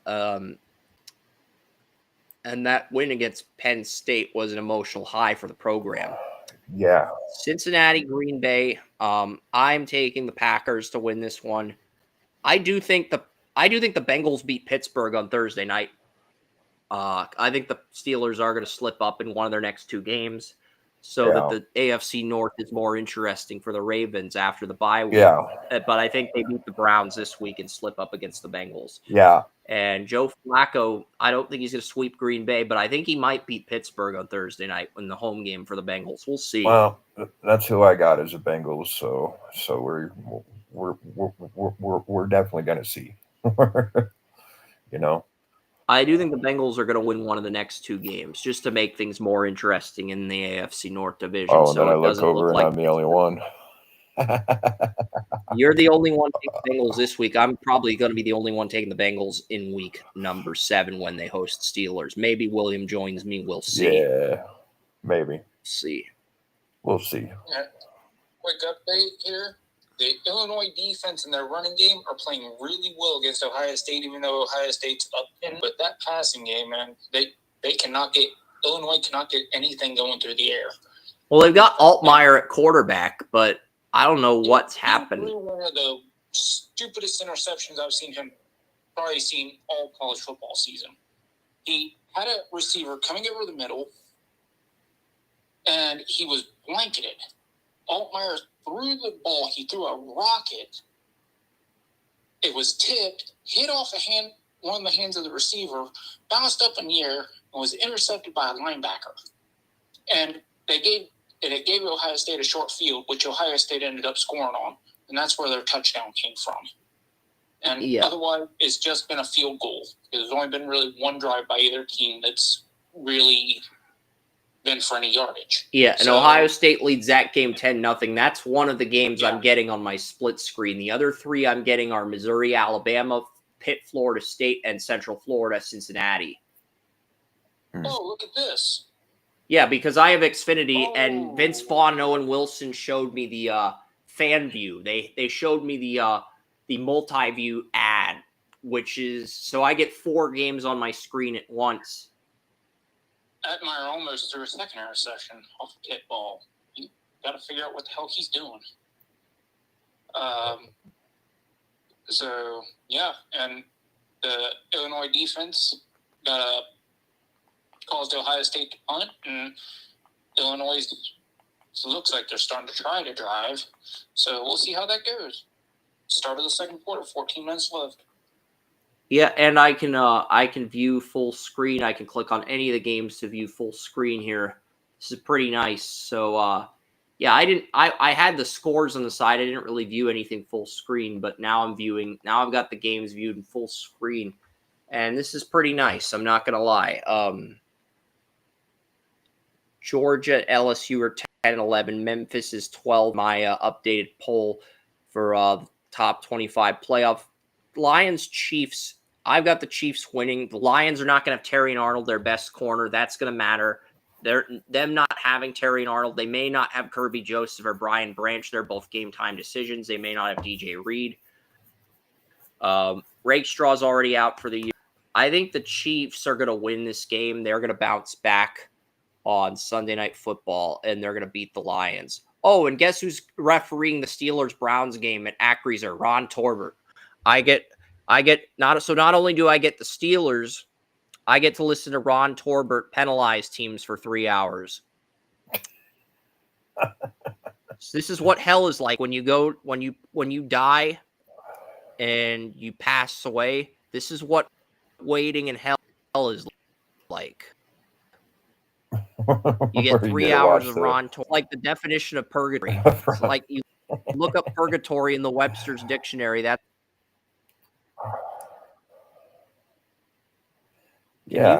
that's definitely going to be an interesting one, man. Oh man. Yeah, I'm looking to see who the ref is in the line. I'm looking at Clete Blakeman got the Giants-Eagles game.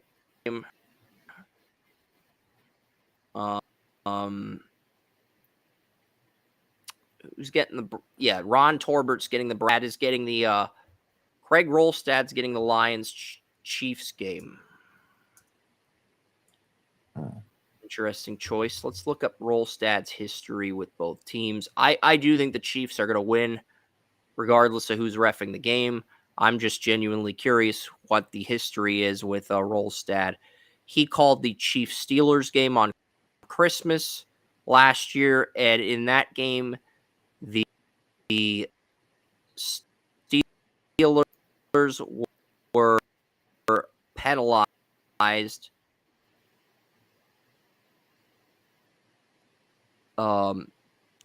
fewer times than the Chiefs, and they lost. They did not get Rolstad in any games in 2023. They got him in 2020 Broncos, and the last time the Chiefs, I'm looking at the last time the Chiefs lost a game officiated by Craig Rolstad. They beat the Falcons in 2020 with Rolstad. The last time the Chiefs lost a game under Craig Rolstad was October 6, 2009 to the Indianapolis Colts. October 6, 2019 to the Indianapolis Colts. Phillip Rivers, this was before Phillip Rivers. I think this was Jacoby Brissett that went over the Chiefs, because I think Rivers came in for the 2020-2021 season. So this may have been Brissett that beat Mahomes. I'm looking at all of the Colts points came from Adam Vinatieri field goals and 1-yard rushing touchdowns. So, yeah, lost a game to Jacoby Brissett in 2009, and that is the last time the Chiefs lost a game under Craig Rolstad. So, and that I believe is the only that was the year the Chiefs won the Super Bowl 2019-2020, and Rolstad, the Chiefs lost under Rolstad only once, and they're 5-1 under him. So, yeah, I definitely think the Chiefs are going to be 3-3, and they're going to get Rashee Rice back from his 6-game suspension next week in Week 7. So I think the Chiefs win this, and I like the Chiefs to.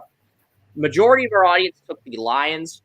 Patrick Mahomes was on the cover of Draft Utopia for the second time this year. And yeah, the next few weeks of Color Athletes. Next poll question will be in Week 11, but TJ Watt and Myles Garrett are both nominees for Week 11. Week 7, we're going to have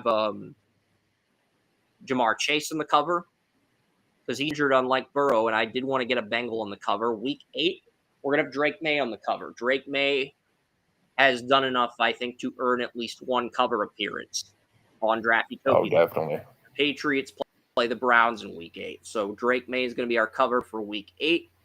Week 9, we're going to have Josh Allen because, let's face it, if we put Patrick Mahomes on the cover twice in the first 6 weeks, we pretty much have to give Josh Allen the same VIP treatment. Josh Allen was on the cover in Week 3 when the Bills hosted the Dolphins on Thursday night. Chiefs travel to Buffalo in Week 9, so Josh Allen will be on the cover in Week 9. And then Week 10 will be Jaden Daniels and the Commanders. I don't know who the Commanders played in Week 10. I will look that up right now. They play the Bears in Week 6, Cowboys in Week 7. Week 8, they travel to the Chiefs. Week 9, they host Seattle on Thursday night or Monday night. And they host the Lions in Week 10. So, yeah, that's a good matchup for Jaden Daniels to be on the – that's a good week for Jaden to be on the cover. And then Week 11, we do our poll question. So, yeah, and nominees for that right now, you got Saquon Barkley, TJ Watt, Patrick Mahomes. Not Patrick Mahomes. I meant to say Myles Garrett, TJ Watt. I don't know why that Mahomes thing slipped out. But Mahomes – we've had Mahomes on the cover twice. And Week 4 poll question went to Week 4 poll question was a tie between Herbert and Garrett. Devastating pass rusher. I mean, I've never seen anything like Mahomes before. You know, I grammatically corrected myself, and that it irritates you a little bit because you rarely get moments to roast me when I have a lapse this badly. And when I correct myself before that, it's like it takes the fun out of it for you. A little. Not really. I'm going to roast you either way. I mean, it's just a matter of time. Yeah, but like I've got the notes pulled up here for notes pulled up here. Week 11, Jalen Hurts, Philadelphia Eagles. Second time we had Hurts in the cover in Week 1. James Cook, Buffalo Bills. So we have Cook as a nominee for Week 11. He's been the player of the game on Draft Utopia 3 times this year. TJ Watt, Myles Garrett, and Tua Tagovailoa as the 5th nominee. Dolphins might be eliminated from the playoff hunt by Week 11. That's the sad thing. So just, yeah. And we'll see what happens. We have Kyron Williams for Week 12 at the moment, but we do have a poll question for Week 13 and Week 11. I don't know. Week 14 will be Burrow if he's back from his injury by then and he's not on the injured report. Right now, tentatively, we have Caleb for Week 15, Lamar for Week 16, Mahomes for Week 17, and Hurts or Barkley for Week 18. But this is all tentative, and all of this is subject to change. Right now, the Rams play. We already went over this game. I just wanted to show our audience the cover for Mahomes and the Lions. But yeah, I do like the Chiefs. Everyone else is picking the Lions. No, Bills are another lock over Atlanta. They're not losing 2 in a row. And then the other game is Bears Commanders. Joey and West took the Bears in the upset. I have the Commanders winning, but I have the Bears covering the spread. I had the Bills winning by a touchdown and the Patriots covering the spread because the spread was like 8.5 or 7.5 for Buffalo. I figured it'd be 35-28 Bills and the Patriots would cover the spread. I'm happy the Patriots won, though, and beat the Bills. But yeah, Bears, they play the Commanders. I like the Commanders 21-17. But yeah, the Bears could definitely beat the Bears have some momentum right now. They could definitely ride into Washington and steal that game because Washington, yeah, they beat the Chargers, but they were trailing the Chargers early in that game, and we'll see what happens. That's going to be a very interesting week. Yes, Monday sir. game. Illinois just kicked themselves in the ass twice in a row. Mercy. Oh, You run out of bounds, then you come back in, you're the first person to touch the ball, negating a first down pass, and then on the punt, your punter takes a knee to catch the ball, catches the ball, and then he's called down, giving Ohio State the ball. Yeah. At your 40. I mean, Illinois just kicked themselves in the ass on a promising drive. So, mental mistakes.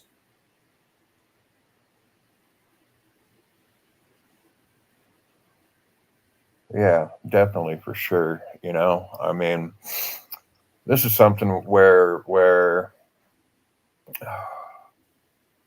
Jaden Daniels was just, I mean, that better quarterback like last year when he went up against Caleb Williams, and that's one reason I've got Washington on there.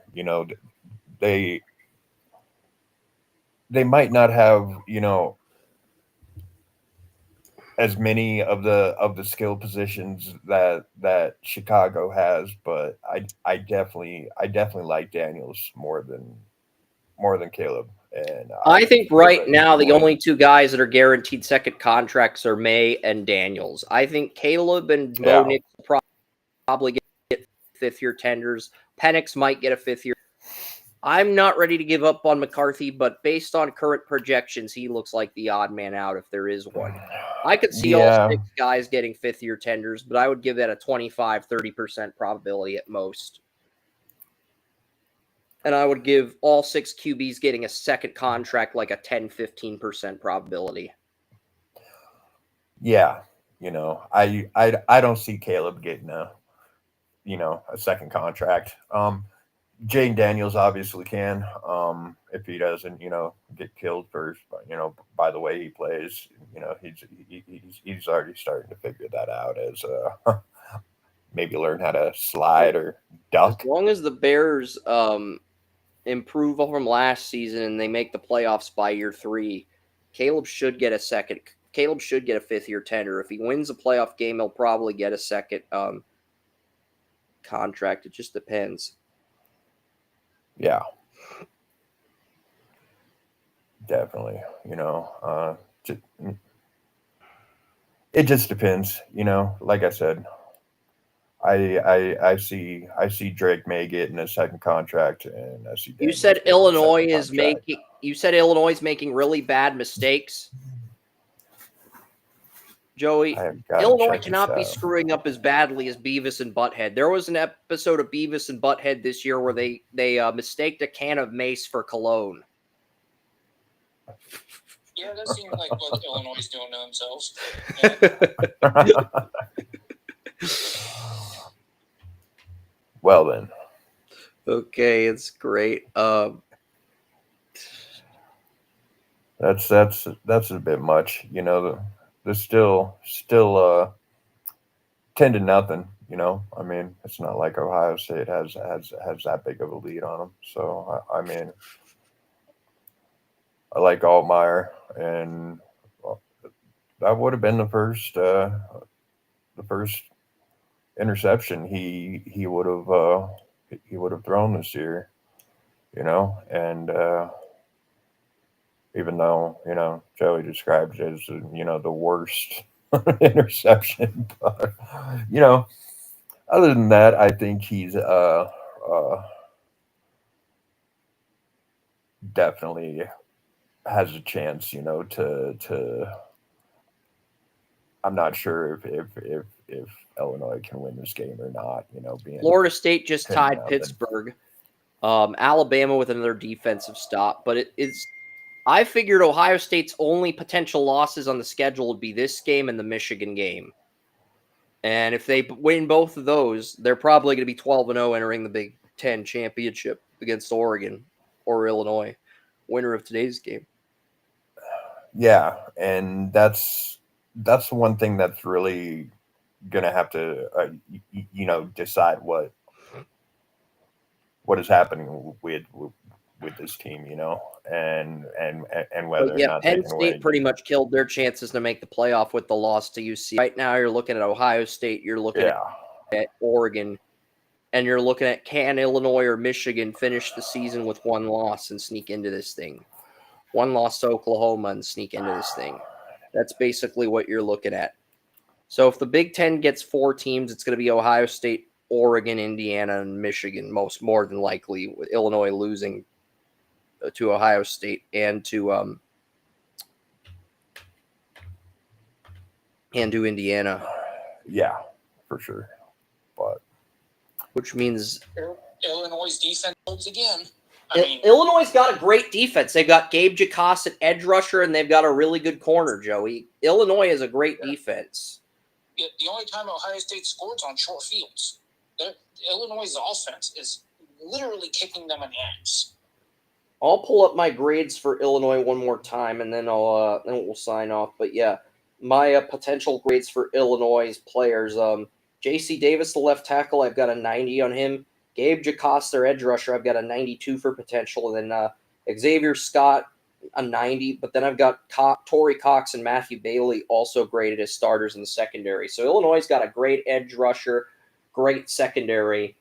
And they've got a left tackle in J.C. Davis, and they've got Josh Kreutz, the son of Olin Kreutz. But Aiden Lowry and Luke Altmaier have to do more at quarterback and running back for the Illini to win this, Joey. It feels like those two are holding Illinois back from. Altwood has been awful. Altmaier, but yes. Why did I call him Altwood? I don't know. Altmaier has been awful. Their wide receivers have made stupid plays. Well, they lost 2 receivers. They lost Pat Bryant, the Broncos receiver, and they lost Sakari Franklin to the draft. They lost 2 receivers. The lack of receivers is the weakness in their offense. It's a glaring one, too. Yeah, well, right now, Altmaier is a glaring weakness because he is playing like hot garbage. So, they're trying to get his confidence in a couple swing passes, but as soon as they only had that one pass downfield that was called back because the receiver was standing out of bounds and decided to come back in to catch it. So, outside of that, it's been nothing but swing passes. He's been doing his best Dylan Gabriel impression. And he doesn't have the receivers to play that game. So, he's got to make better decisions. Illinois started the year 3-0, but they lost to Indiana 56-10. And Ohio State is just 5-1. Yeah. They rebounded against USC last week with a field goal at the end. Yeah, their offense just has to hold up its end, and right now it's not. Yeah. Because Illinois is a talented team. You can. I think part of it is Matt Patricia just has a really good defense this year. Matt Patricia. Yeah. I think it's a combination of Altmaier not capitalizing on opportunities and Matt Patricia just having a historically great defense. I wouldn't call it historically great. Hell, they're holding opponents to 5 points a game. There's safety. Their star safety just gave Illinois a first down. You talking about Caleb Downs? Yes, for some reason his name just went out my ear. But the defensive line had him stopped. Downs came from behind and tackled the running back forward across the line. So he literally gave them a first down. and had mental mistakes, not kicked Illinois in the ass. And Ahmad Hardy with a big run. He's at the 50, the 40, and Ahmad Hardy gets Missouri in field goal range. Hardy, my top running. No, that's not Hardy. That's Roberts, the backup to Ahmad Hardy. But he got ahead. He just had Roberts had a big run, and that put Missouri in field goal range. They're down 17-7. Cincinnati's starting to pull away from South Florida. I think beating Iowa State was a huge confidence booster for Dante Corleone in that defense. And Pitt, Florida State's the only competitive game. The other games, Alabama's starting to pull away from Missouri. Ohio State's starting to pull away from Illinois. And then Cincinnati's starting to pull away from Central Florida. There's time for these teams to come back, but it's the margins are. Ohio State's starting to pull away, even though it's 13-0, because Ohio State hasn't done anything against Illinois unless they've had a short field. So I still say Illinois has a good chance to come back if their offense can. They might come back and tie this in the second half, but I think Ohio State will probably still find a way to end up winning with the way this game's going right now. If they keep getting short fields, yeah, because they haven't done anything against Illinois. Because this is what I think will end up happening. Illinois gets a touchdown in the third quarter. Illinois gets a touchdown in the fourth quarter. Ohio State has like a 60, 70-yard kick return. They get a really short field and win at the end. That's the only way Ohio State wins is if they have short fields, because right now Illinois is punching them back in the mouth. And that's like one way. Kicking themselves in the ass. That's one way to go about this with a really short field. Mm-hmm. It's like, and even then, Ohio State only has one touchdown on a short field and 2 field goals. So, I mean, it's not like they're dominating. Florida State just intercepted Pittsburgh. So that game's tied at 14-14. Guys, any final? We pretty much covered everything today. Next week's show is going to be a little bit longer than this one, but we've pretty much covered everything that we wanted to cover. So I'm going to sign off on TalkShoe. We'll see how we feel. But yeah, I'm going to sign off on TalkShoe, and then maybe we'll sign off on Restream. We'll see how we feel. I don't know if William's still here. Yeah, I'm still here. Yeah. All right. Cool. So yes. What adjustments do we want to see from these teams? I guess that'll be the final topic, because we pretty much covered everything as far as pretty much covered all the news on all the sports, whether it be the McDavid extension, the NBA preview in the Western Conference, whether it be MLB, whether it be I know next Saturday decision day, and then the MLS playoffs start the week after. So who has the longest playoff winning drought? I think the Buffalo Sabres have not won a playoff game since 2006, 2007, and they have not made the playoffs since 2010, 2011. The team with the next longest playoff winning drought is the Chicago Fire.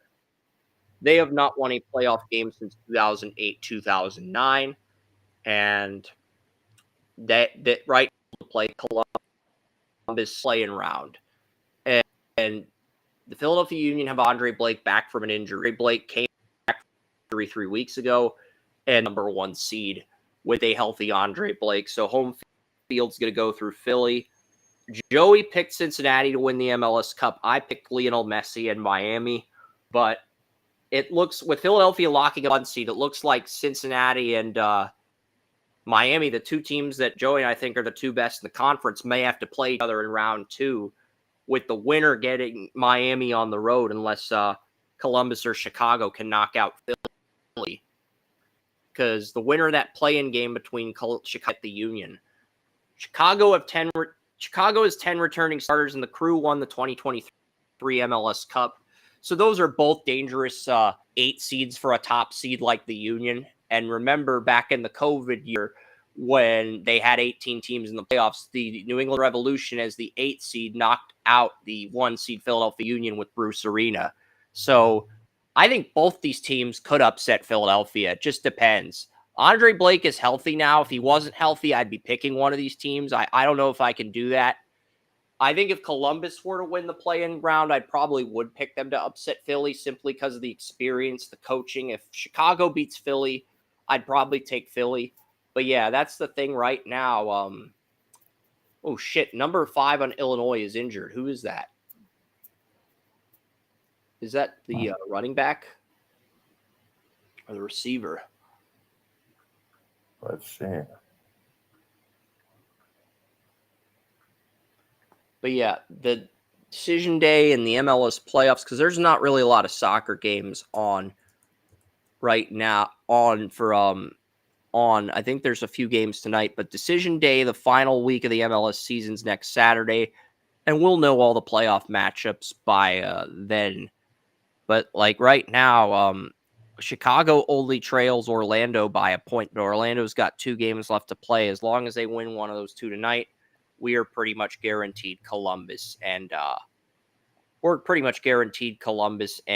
Chicago. We're pretty much guaranteed Chicago, Columbus. Columbus 51 points, 33 games played. Chicago 52 points, 33 games played. Orlando's at 53 points, 32 games played. Nashville's at 54 points, 33 games played. And Columbus has a plus 24 goal differential. Cincinnati is a plus 2 goal differential. Chicago plus 8.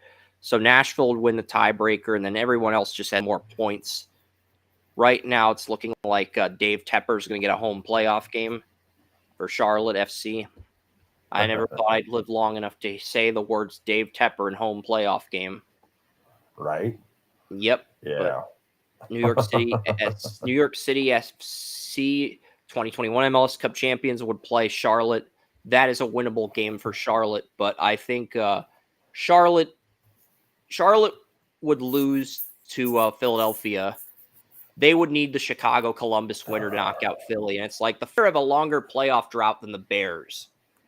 So for everyone that says the Bears are the worst team in Chicago because they haven't won a playoff game since 2011, the Fire have not won a playoff game since 2009, and they're getting Columbus at home. So they got to break that drought.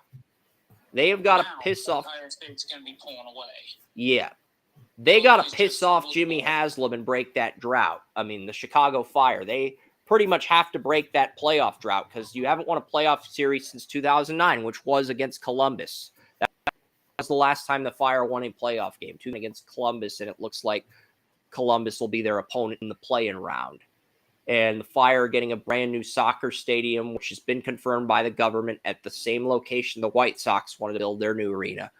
But Fire will be moving out of Soldier Field, Illinois and Ohio State, Champaign, Illinois. Ohio State is beginning to pull away, though. That's basically, anytime it's a 2-score game, that's usually a prelude to a team pulling away. Doesn't mean they will pull away, but it can be a prelude. It was an unfortunate thing that led to Ohio State potentially pulling away. And Ohio State is another short field. The running back got his leg caught up underneath McDonald, the defensive tackle, and he reached down for his leg, and it ended up he took an arm off the ball. Defensive tackle ended up with the ball, fumble on the field. It's unfortunate that happened like that. He got carried off the field, but was able to walk around on the sideline, thankfully. But we'll see how that turns out. But it was just an unfortunate situation. I agree.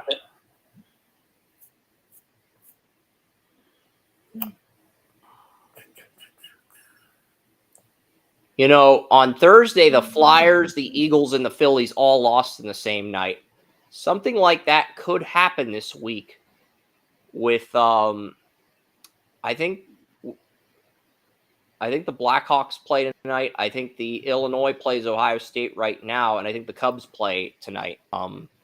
Cubs play the Brewers. So if all 3 of those teams lost, Illinois could be looking at a triple whammy, very similar to what Philadelphia had to endure, which I enjoyed. I took great pleasure in watching the Eagles, Phillies, and the Bears all lose in the same night. My brother enjoyed, And relax, Philly fans. You still have Union. They're going to have home field throughout the MLS playoffs. Even against teams like FC Cincinnati, Joey's MLS Cup pick, and Miami, my pick. So relax, Philly fans. You still have the Union. Yeah, the other 2 teams that most fans give a shit about, the Phillies and the Eagles, they both lost. So that's why you feel enraged right now, but you still have the Union. And I do think the Sixers are going to make the playoffs in the NBA this year. So Joey doesn't. He's a little bit more skeptical about the Sixers. But yeah. All the NBA playoff matchups and picks, that'll be next week. Just curious what college football games are on next week. College football week 8.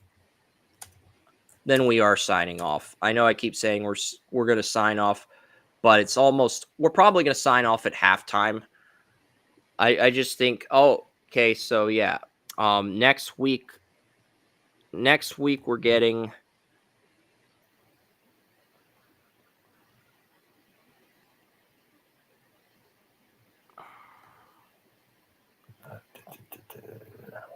come on, give me the week 8 games. Give me the week 8 games for next week. I know the Thursday night game is Steelers Bengals. I already told you guys I'm taking the Bengals. Let's see. Louisville plays Miami, Florida on Friday at Miami at Rock Cafe. This week now, West are great matchups. That plays Arizona State, so Georgia 3:30 ABC, Texas Tech, Arizona State. Those are probably the two best. USC plays Notre Dame. That could be fun if USC beats Michigan tonight. Oh, and LSU plays Vanderbilt. LSU plays Vanderbilt, who's ranked next week in Vanderbilt. So yeah, that's going to be a good one. That is going to be a great game. And we'll have the tight end rankings next week. So Eli Stowers is going to headline the tight end rankings. We'll have him, and then got Ole Miss and Georgia too. Ole Miss, Georgia, yeah. No, that's the 3:30 game. Yes, Ole Miss, Georgia is the 3:30 game. So, yep. Your Arizona State is the other game. 2 p.m. Yeah. Well, that would be what? That'd be 4 o'clock your time, right? Yeah. I think that's 2 o'clock here. So those are the games. Yeah. So those are the games for next week. I'm not going to. So yeah, and the tight end rankings. When I start coding on the tight end rankings, but yeah, we pretty much covered everything for this week.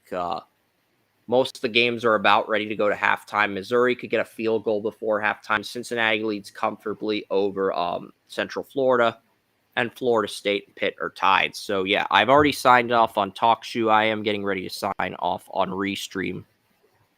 William's still here. There's no screen sharing. But, yeah, we've been on the air for almost 3.5 hours, and all the games are going to be at halftime. So it's the perfect – we've already knocked out all of our topics. It's the perfect time to stop and just relax for the day. So, yeah. You got anything else you want to say, Joey? I mean, next week, tight end rankings, MLS Decision Day.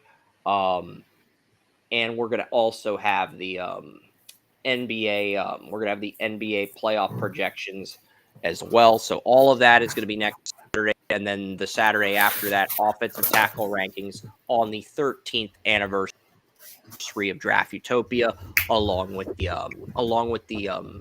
MLS Cup predictions on the 13th anniversary of Draft Utopia in 2 weeks from today. So yeah, all right, that's gonna do it.